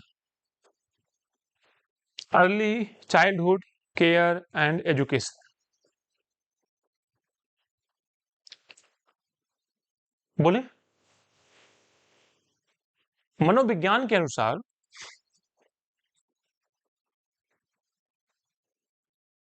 6 वर्ष से पूर्व, मनोविज्ञान के अनुसार 6 वर्ष से पूर्व बच्चों का मस्तिष्क, बच्चों का मस्तिष्क 85% पूर्ण हो जाता है। बच्चों का मस्तिष्क 85% पूर्ण हो जाता है। इसलिए इस उम्र तक बच्चों की देखभाल यानी पोषण स्तर, देखभाल यानी पोषण स्तर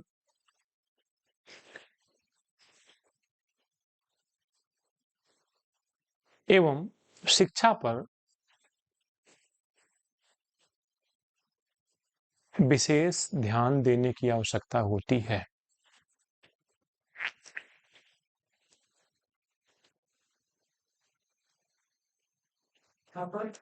विशेष ध्यान देने की आवश्यकता होती है।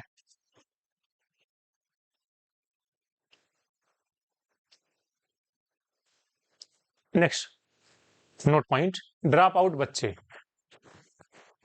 Drop out students. हेडिंग बनाइए, ड्रॉप आउट स्टूडेंट्स। ड्रॉप, ये सब क्वेश्चन पूछे गए हैं इंटरव्यू में कि एनईपी में जो ड्रॉप आउट बच्चे हैं उनसे आप क्या समझते हो। जैसे अगर मैं बिना पढ़ाए आपसे पूछूं तो आप क्या बताओगे, ड्रॉप आउट बच्चे क्या होते हैं?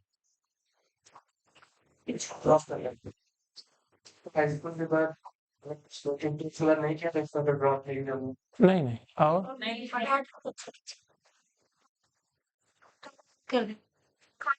किसी कारणवश। अच्छा लिखिए, मैं और प्रोफेशनल तरीके से लिखवाता हूँ। ऐसे बच्चे जिन्होंने एडमिशन तो लिया हो, कुछ दिन तक स्कूल भी गए हों, एडमिशन तो लिया हो और कुछ दिन तक स्कूल भी गए हों,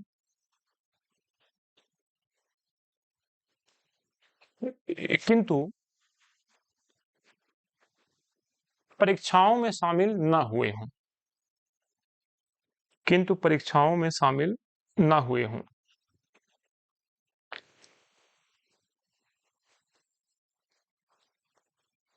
ऐसे बच्चों को ड्रॉप आउट बच्चे कहा जाता है।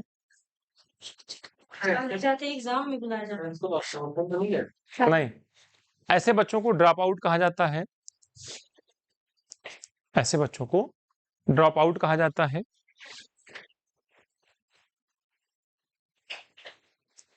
इनके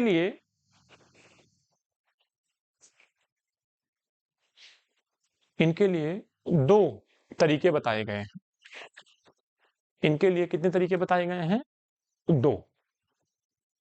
नंबर 1, ट्रैकिंग। Number 1, tracking. समझते हो ट्रैकिंग? जिस दिन ना आए उसी दिन फोन करो इसके घर पे, उसी दिन इसके पेरेंट्स को फोन करिए, क्यों नहीं आया कारण जानिए। ट्रैकिंग पहला तरीका हो। दूसरा, सुविधाएं प्रदान करना। सुविधाएं प्रदान करना। सुविधाएं, सा में छोटा की मात्रा, सुविधाएं प्रदान करना। इतनी सुविधा दीजिए कि इसका स्कूल छोड़ने की इच्छा ही ना हो। है? नेक्स्ट, ड्रॉप आउट हो गया। अच्छा,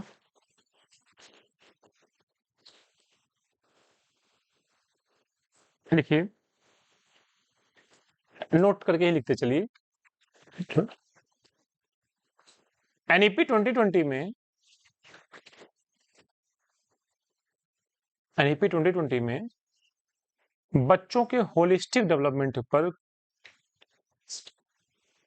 बच्चों के सार्वभौमिक या सर्वांगीण विकास पर ध्यान दिया गया है। बच्चों के सर्वांगीण विकास पर ध्यान दिया गया है।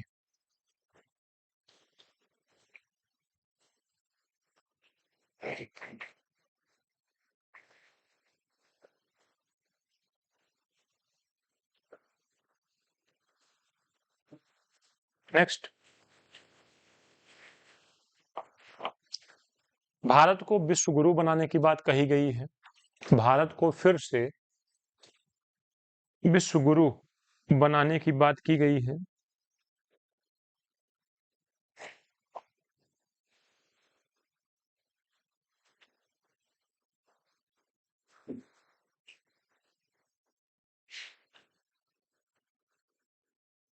नेक्स्ट, समावेशी शिक्षा पर बल दिया गया है। समावेशी शिक्षा पर बल दिया गया है।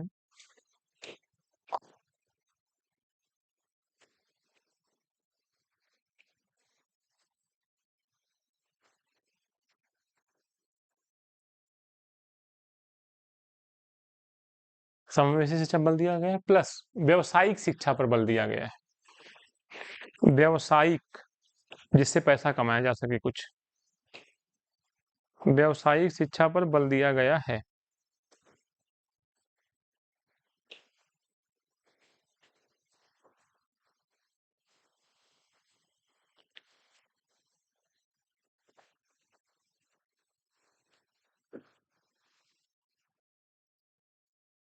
नेक्स्ट, नोट में ही चलिएगा, ठीक है। एक केंद्रीय शिक्षा सलाहकार बोर्ड स्थापित किया जाएगा। एक केंद्रीय शिक्षा सलाहकार बोर्ड स्थापित किया जाएगा।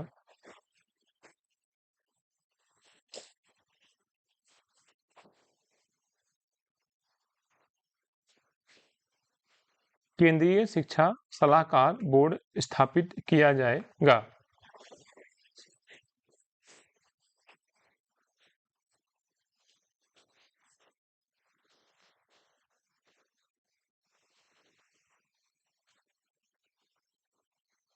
एनसीईआरटी का फुल फॉर्म बताओ तुम लोग, हिंदी वाला मुझे।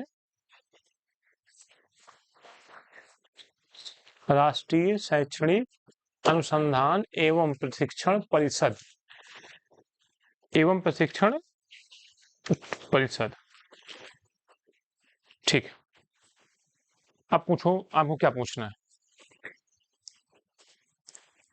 एक बार मैं चैट जीपीटी से आपसे क्वेश्चन पूछ लेता हूँ कुछ, ठीक है।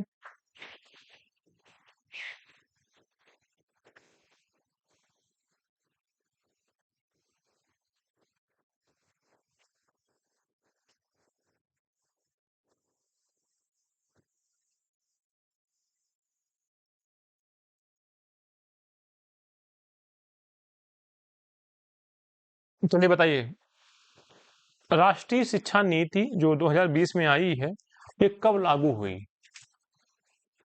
लिखिए, 29 जुलाई 2020। लिखिए, एनईपी 2020 29 जुलाई 2020 से लागू हुई।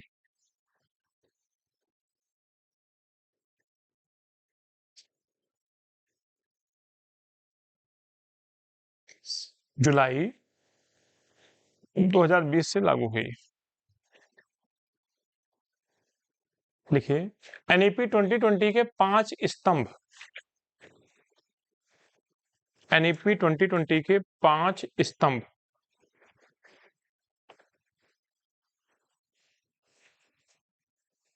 पहला, पहुंच, एक्सेस, पहुंच। दूसरा, समानता, इक्वलिटी।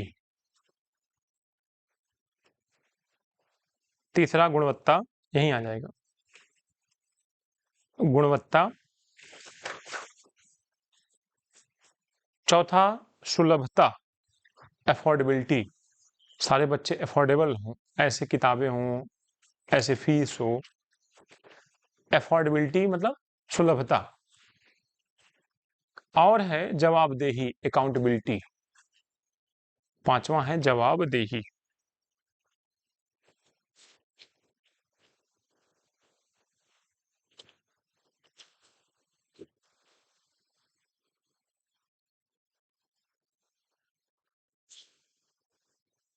नेक्स्ट नोट, प्रारंभिक शिक्षा मातृभाषा में होनी चाहिए। प्रारंभिक शिक्षा मातृभाषा में होनी चाहिए।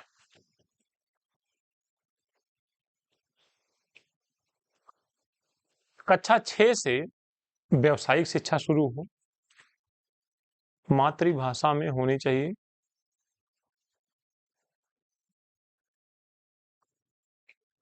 कक्षा 6 से व्यावसायिक शिक्षा शुरू हो,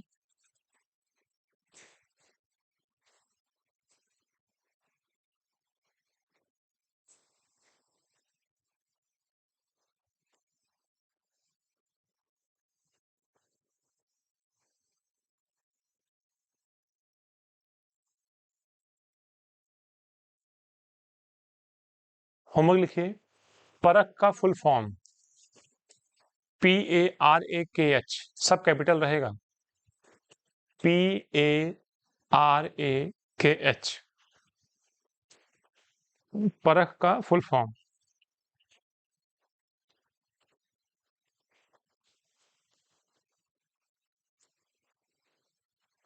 बताइए, जो ECC है इसकी उम्र क्या है? 3 से 6, जन्म से 6 वर्ष नहीं। इसको लिख लीजिए, 3 से 6 वर्ष, 3 से 6 वर्ष।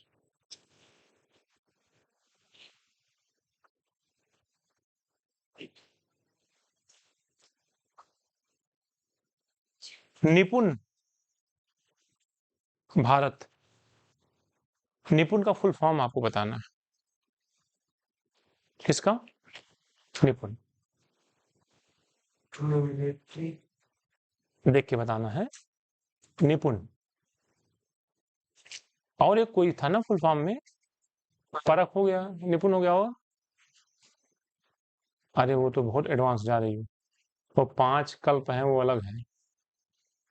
5 जोन हैं, वो हम बताएंगे आप। और कुछ?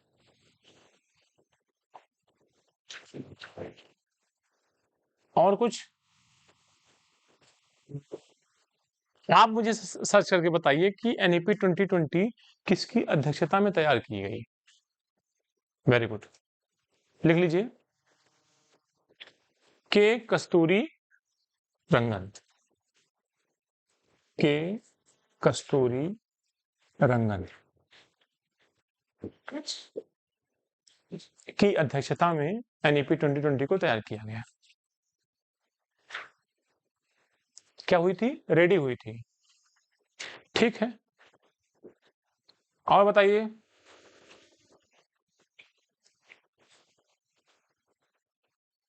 और आपके मन में कुछ?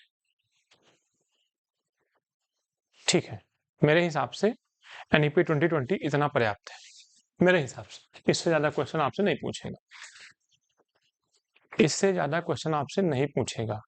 ठीक है, आगे बढ़ सकता हूं मैं। एक बार आप नोट्स देख लीजिए, 2 मिनट ले लीजिए, रेस्ट कर लीजिए, जो भी क्वेश्चन हो आप हमसे पूछ लीजिए।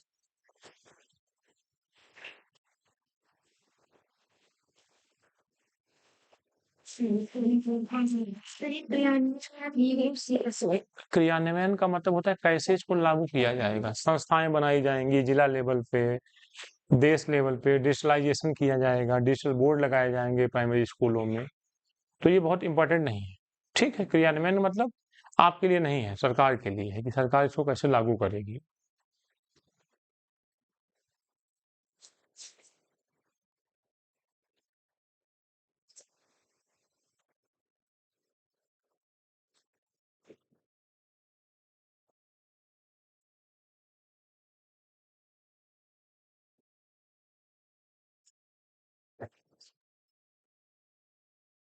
ठीक है, early childhood care and education, प्रारंभिक बाल्यावस्था देखभाल एवं शिक्षा। बताइए, सही है? लर्निंग विदाउट बर्डन, इसका भी फार्मूला है, ध्यान रखिएगा। NEP 2020 का भी सूत्र जो है वही है जो NCF का था। हाँ, लर्निंग विदाउट बर्डन, बिना बोझ के शिक्षा। चले, हो गया ना इतना? अब हेडिंग बनाइए, RTE 2009। RTE 2009 थोड़ा जल्दी करिए। RTE 2009, राइट टू एजुकेशन 2009, 1 अप्रैल 2010 से लागू। 1 अप्रैल 2010 से लागू।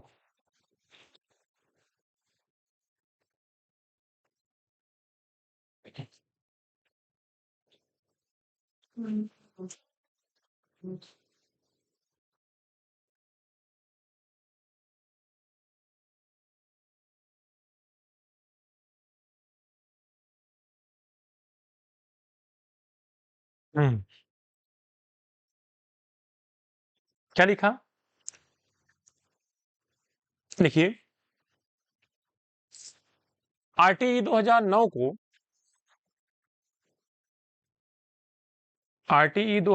को 7 अध्यायों में लिखा गया। 7 अध्यायों एवं 38 धाराओं में लिखा गया। 7 अध्यायों मतलब 7 चैप्टर्स, और सेक्शंस कितने हैं? 38।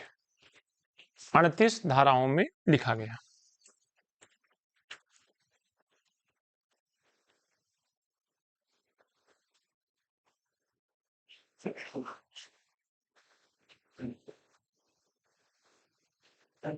अड़तीस धाराओं में लिखा।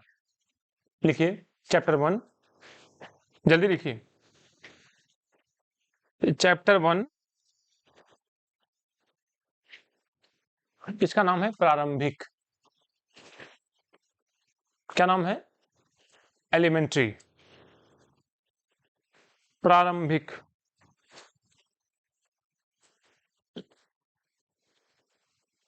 चलिए थोड़ा सा हम आपको संविधान की तरफ ले चलते हैं। पढ़ाना नहीं है, बस एक उदाहरण के द्वारा समझाना है कि अगर मैं ऐसे लिख दूं भाग 1, तो संविधान के भाग 1 में किस आर्टिकल से किस आर्टिकल तक है। ऐसे तुम लोग पास हो जाओगे। अगर ऐसे ही रहोगे तो तुम लोग पास हो जाओगे। भाग 2,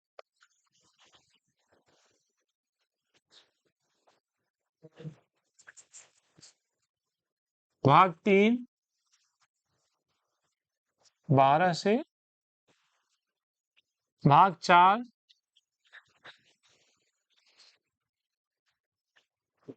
भाग 5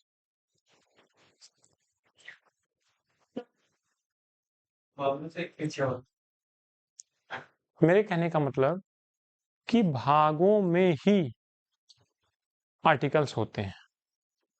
ठीक ऐसे ही अब आपको यहां पढ़ना है। जैसे भाग 7 है, तो भाग 1 में कितनी धाराएं हैं? 1 और 2, टोटल 38 धाराओं को 7 चैप्टर्स में बांटना है।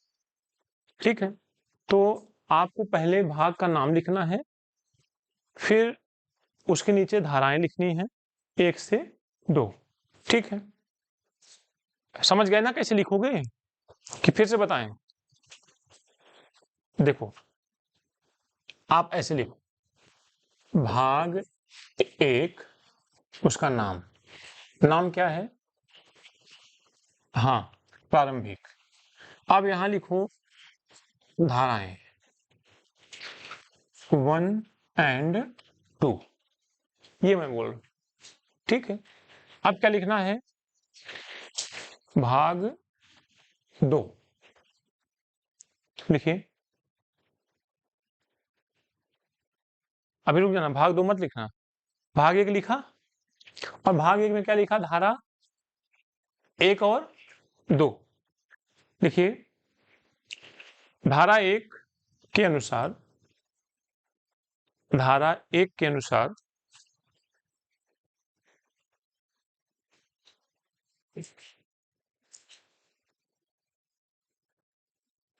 बच्चों का निःशुल्क एवं अनिवार्य शिक्षा का अधिकार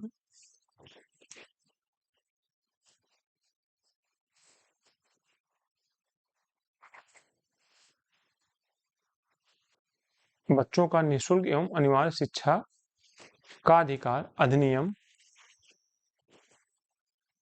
2009 वर्णित है।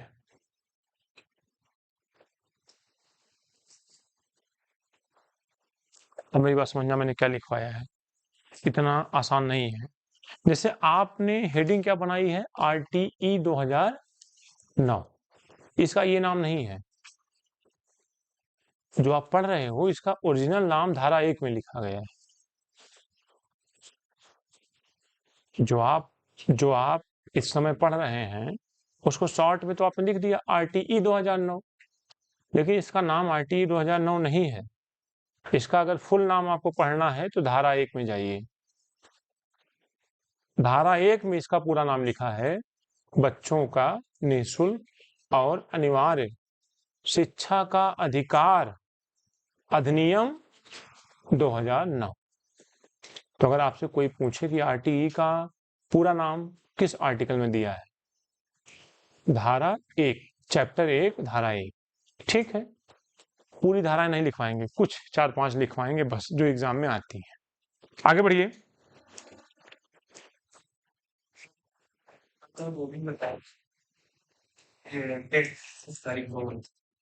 धारा 1 में क्या बताया जाता है,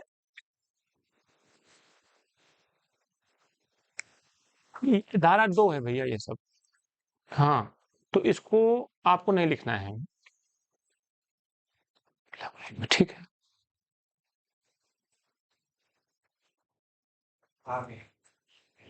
ठीक है, ओके। देखिए धारा 2 में कुछ शब्दों को परिभाषित किया गया है, कुछ शब्दों को परिभाषित किया गया है। जैसे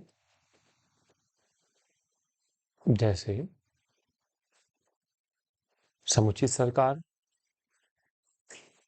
बहुत क्वेश्चन में पूछता था इंटरव्यू में। समुचित, एप्रोप्रिएट गवर्नमेंट,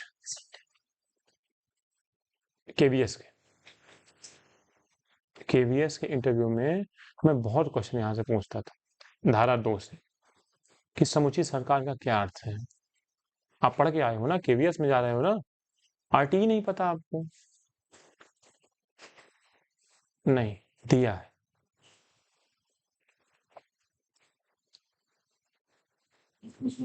कल से तुम आगे बैठोगी है? मैंने क्या बोला, मैंने क्वेश्चन पूछा है, इसका मतलब मैं गया था इंटरव्यू देने और जो लोग बैठे थे वहां 5 लोग, उनसे मैंने ये सब पूछा है कि आप इंटरव्यू ले रहे हो तो पहले आप बताओ। नेक्स्ट, बच्चे।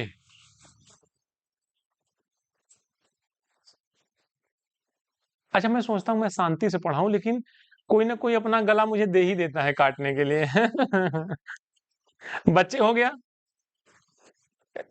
अब मैं आपको बहुत पहले पढ़ाया था जब CDP पढ़ा रहा था, और लिखवाया था बच्चे की परिभाषा, और बच्चे की परिभाषा में 2 परिभाषाएं लिखवाई थी। तुम लोग क्यों याद करोगे, मैं चलूंगा ना पेपर देने, परेशान ना हो। लिखवाया था साइकोलॉजी के हिसाब से बच्चे जन्म से 18 वर्ष तक, लेकिन RTE के हिसाब से 6 से 14 वर्ष तक, ठीक है।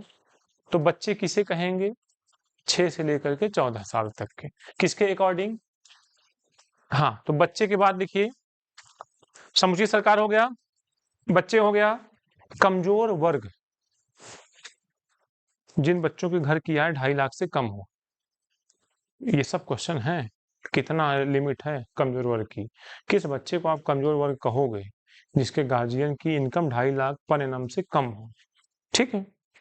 नेक्स्ट, प्रारंभिक शिक्षा। नेक्स्ट, वंचित बालक। नेक्स्ट, विद्यालय।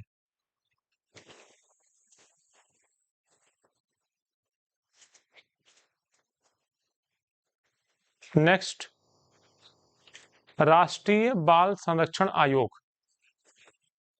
राष्ट्रीय बाल संरक्षण आयोग।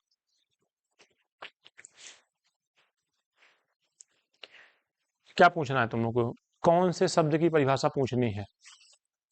समुचित सरकार में राज्य और केंद्र और यूटीज तीनों सरकारें आती हैं। राज्य की सरकारें, केंद्र लेवल की सरकारें और यूटीज की, तीनों शिक्षा की व्यवस्था के लिए जिम्मेदार होंगी, क्योंकि शिक्षा जो है वो समवर्ती सूची का विषय है। और कौन सा शब्द पूछना है? बताओ भाई।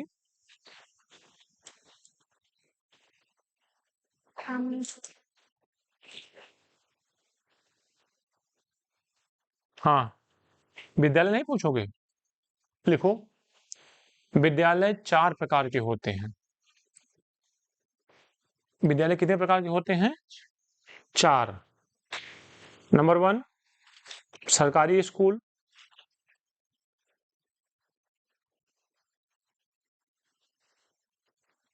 कहीं इंटरव्यू में तुमसे पूछ लिया गया विद्यालय कितने प्रकार के, तो तुम कहोगे कच्चा विद्यालय, पक्का विद्यालय, है ना? लिखिए सरकारी स्कूल। दूसरा, सहायता प्राप्त स्कूल, एडेड। तीसरा, निजी स्कूल।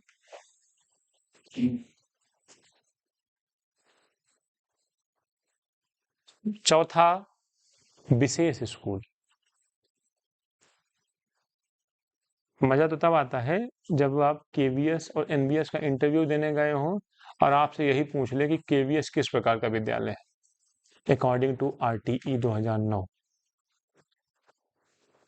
आपके पैर का पसीना सर पे आ जाता है। कौन बताएगा मुझे, सरकारी है कि विशेष है? पक्का? लो, यहाँ केंद्र राज्य का बंटवारा थोड़ी नहीं हुआ है। हम ये जानना चाहते हैं कि KVS which kinds of school out of these 4? विशेष। केवीएस और एनवीएस दोनों विशेष में आता है, सरकारी में नहीं आता। ठीक है, क्योंकि यहाँ हर कोई नहीं पढ़ सकता। सरकारी मतलब जहां हर कोई पढ़ सकता हो। डन। यहाँ ये वास्तव में केवीएस किसके लिए बनाया गया था? आर्मी के बच्चों के लिए। ठीक है, इसलिए इसको कौन सा दर्जा मिला है? विशेष स्कूल का। हाँ, नेक्स्ट, आगे बढ़िए भैया, समय कम है।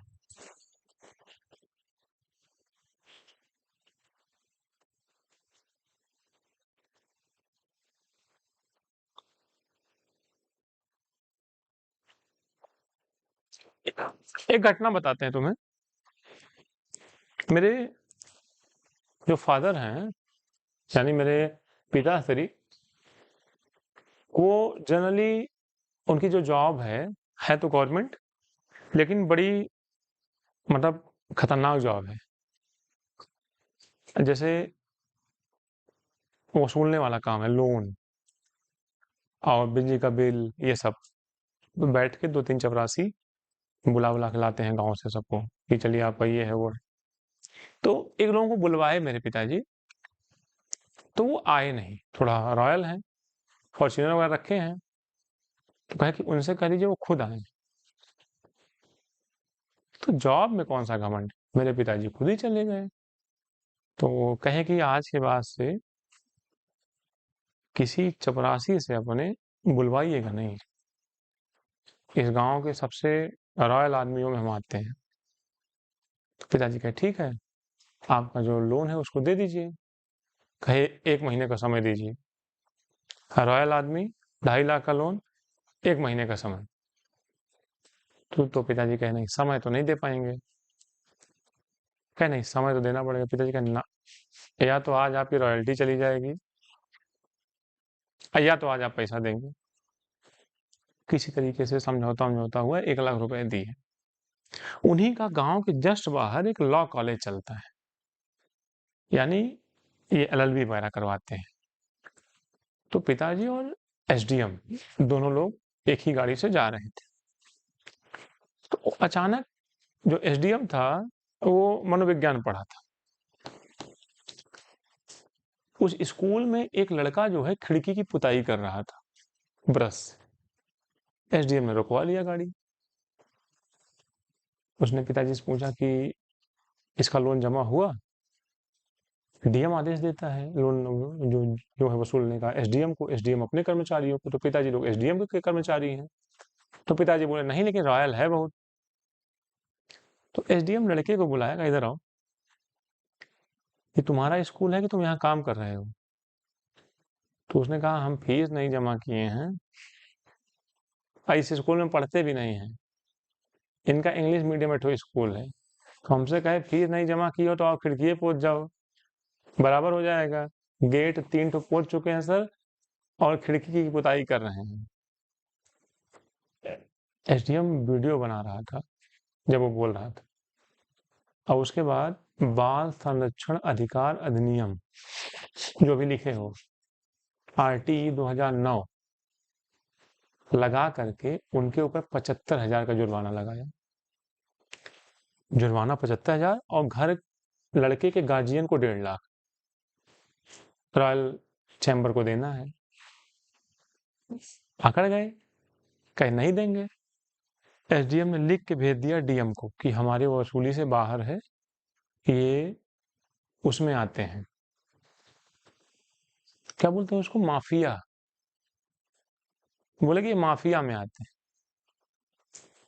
DM ने लिख के भेजा उनके घर कि 1.5 लाख प्लस 75,000 प्लस 50,000 अवमानना, SDM की अवमानना। उसने उस पर भी ध्यान नहीं दिया।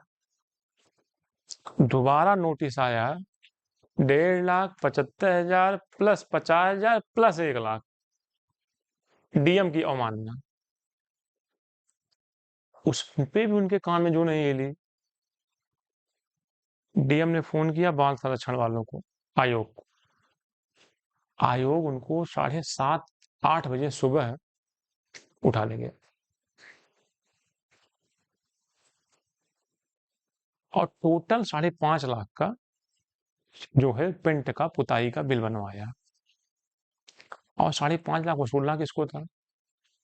फिर मेरे बाप को। आपकी बार पिताजी ने फिर बुलवाया।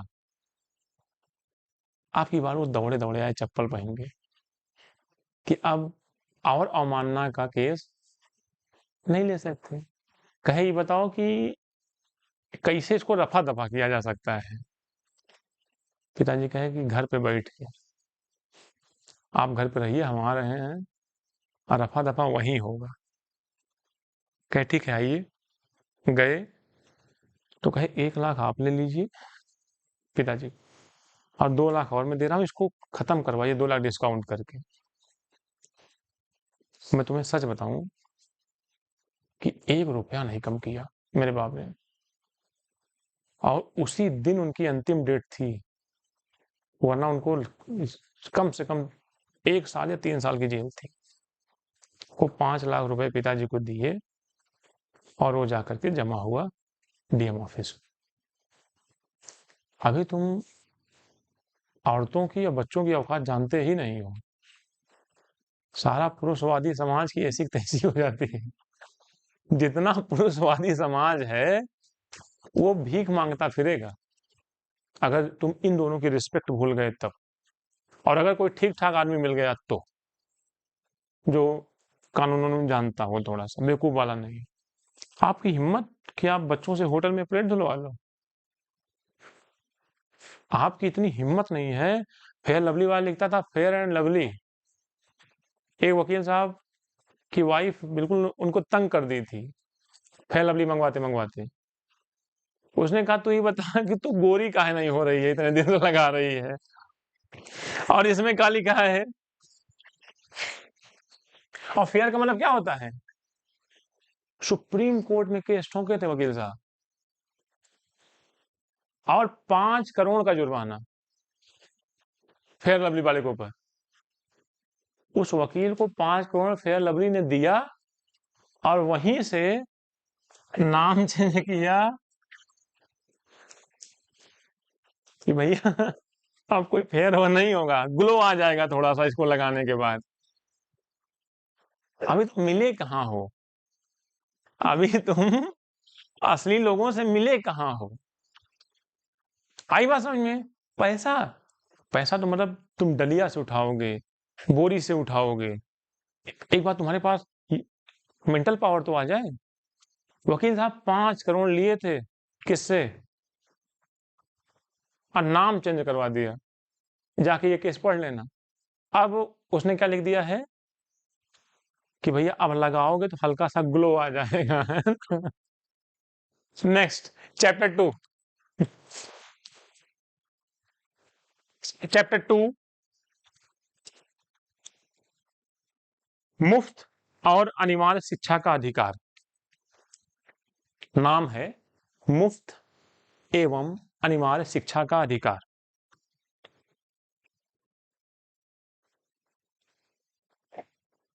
धाराएं लिखिए 3 से 5।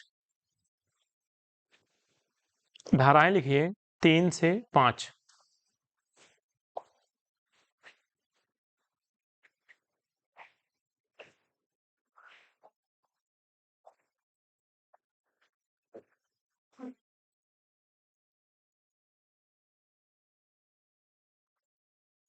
ठीक है,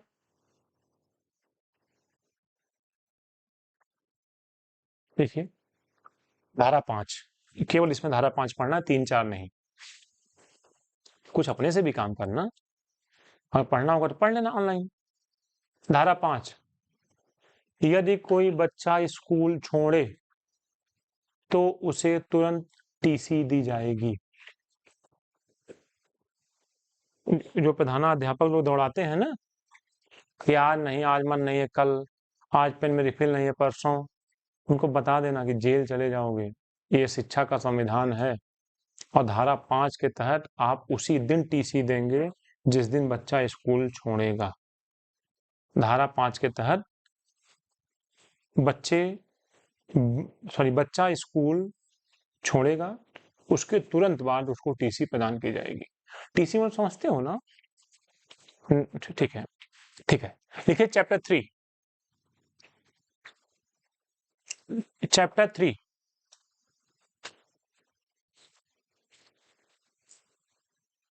सरकार, अधिकारी एवं माता पिता के कर्तव्य। सरकार, अधिकारी एवं माता पिता के कर्तव्य। यही वाला क्वेश्चन वहां आया है। धाराएं लिखो 6 से 11। यही क्वेश्चन आया है केवीएस के एग्जाम में। धारा 6, ये पूरा केवीएस ही है। मैं आपको सुरक्षित कर रहा हूं क्योंकि इस बार पेपर बहुत हार्ड बनने वाला है। इस बार यूपी नेट का पैटर्न पूरा चेंज करेगा वो। ठीक है, सीडीपी तुम्हें बहुत कम देखने को मिलेगी, उसमें लगभग चीजें आरटीई, एनईपी, यहाँ से क्वेश्चन वो देगा, जिसको जनरली कोई पढ़ नहीं रहा होगा, देख लेना। ठीक है, धारा 6, प्राइमरी स्कूल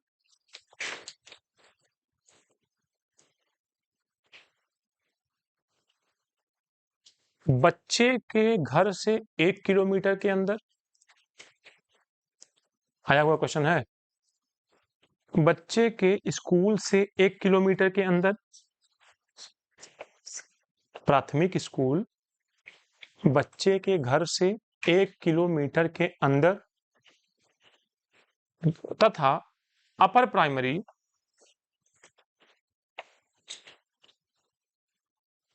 3 किलोमीटर के अंतर्गत बनाया जाना चाहिए।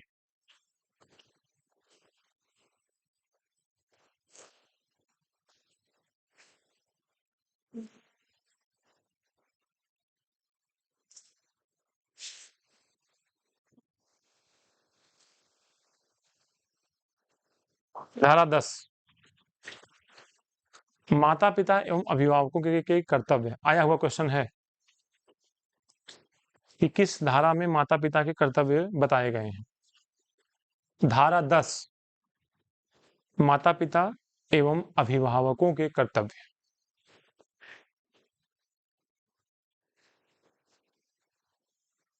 धारा 11,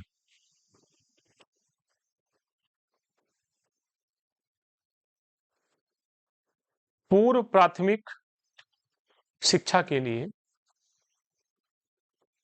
आंगनवाड़ी या नंदन घर ओपन करना। पूर्व प्राथमिक कक्षाओं के लिए आंगनवाड़ी, पूर्व प्राथमिक कक्षाओं के लिए या शिक्षा के लिए आंगनवाड़ी एवं नंदन घर खोलना, स्थापित करना। समझ रहे हो? सब कुछ था। नंदन घर मतलब छोटे बच्चों का घर। सारा हिसाब किताब धाराओं के तहत है, याद रखिएगा। आंगनवाड़ी ओपन की जाएगी तो धारा 11 के तहत, माता पिता के कर्तव्य धारा, स्कूल की दूरी धारा 6 के तहत। मेरी बात समझ में आ रही है? देखिए चैप्टर 4, चैप्टर 4,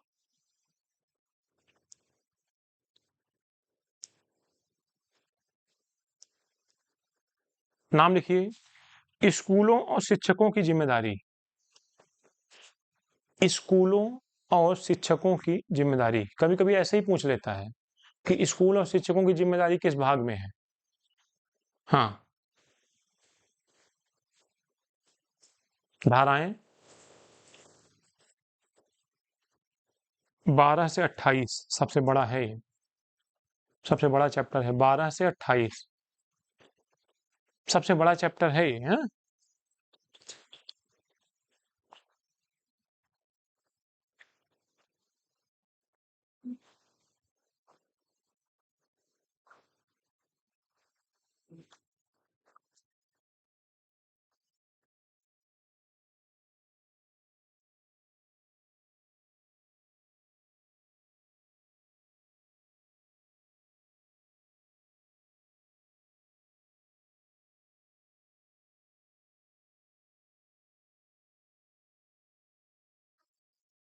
धारा 16, no detention policy. No detention, detention Hindi में लिख लो, नो डिटेंशन पॉलिसी। किसी भी बच्चे को फेल नहीं किया जाएगा, किसी भी बच्चे को फेल नहीं किया जाएगा।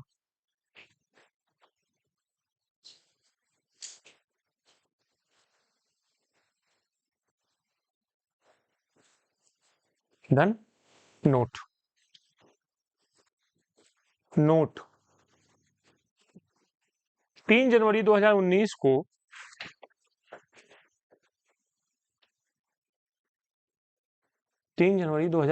को केंद्र सरकार ने संशोधन किया, केंद्र सरकार ने संशोधन किया।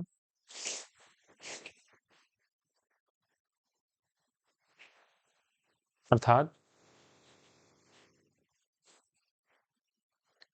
अगर कोई बच्चा बिल्कुल कमजोर है,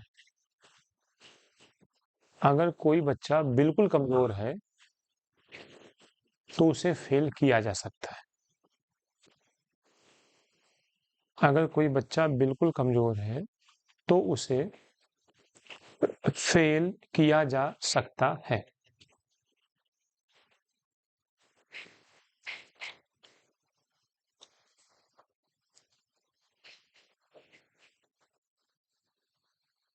सत्रह, बालक को शारीरिक दंड नहीं दिया जाएगा। धारा 17, बालक को शारीरिक और मानसिक दंड नहीं दिया जाएगा।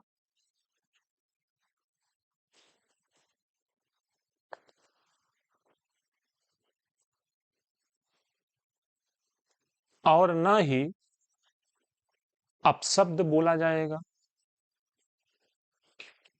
समझ गए? किसी को कलुआ नहीं बोल सकते आप। ना ही अपशब्द बोला जाएगा और न धमकाया जा सकता है, और न ही धमकाया जा सकता है। धारा 17 इंपॉर्टेंट है, आया हुआ क्वेश्चन है। धारा 17 आया हुआ क्वेश्चन है, ध्यान रखिएगा। ठीक है, इसके सामने आप इंपॉर्टेंट लगा दीजिए।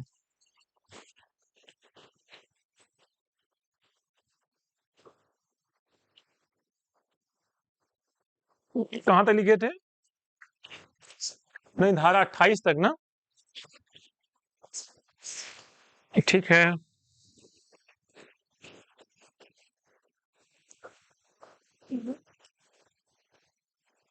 धारा 25।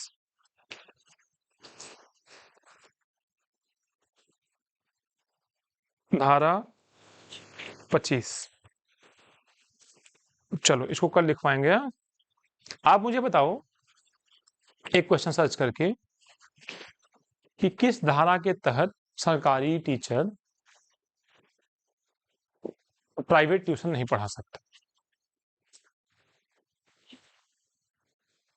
किस धारा के तहत सरकारी टीचर प्राइवेट ट्यूशन नहीं पढ़ा सकता?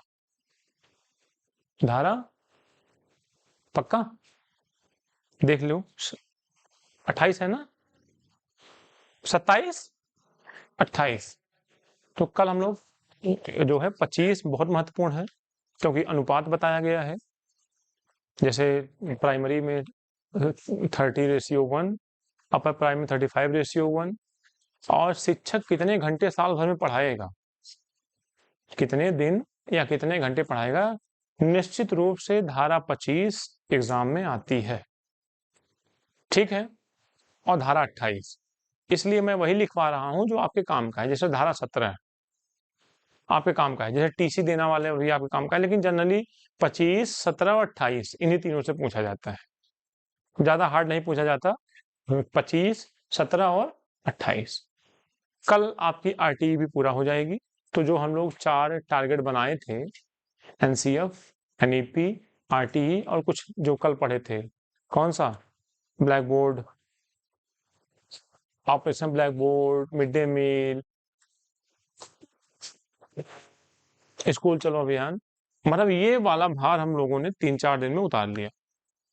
कल मुझे एक दिन और लगेगा, ये कंप्लीटली इधर से हम लोग गायब हो जाएंगे। जस्ट इसके बाद पढ़ाएंगे समावेशी शिक्षा, और समावेशी शिक्षा जैसे ही कंप्लीट होगी फिर हम आएंगे उधर अपने चैप्टर्स पे, बुद्धि, व्यक्तित्व, स्मृति, विस्मृति, ये जो चैप्टर है, क्योंकि बड़ी चीजों को हम लोग खत्म कर चुके होंगे। फिर छोटे छोटे चैप्टर्स हैं, आराम से पढ़ते रहेंगे। ठीक है, इसको पढ़ने में समय लगेगा, इसलिए मैंने पहले पढ़ाया, नहीं तो इसको मैं लास्ट में भी पढ़ा सकता था। ठीक है।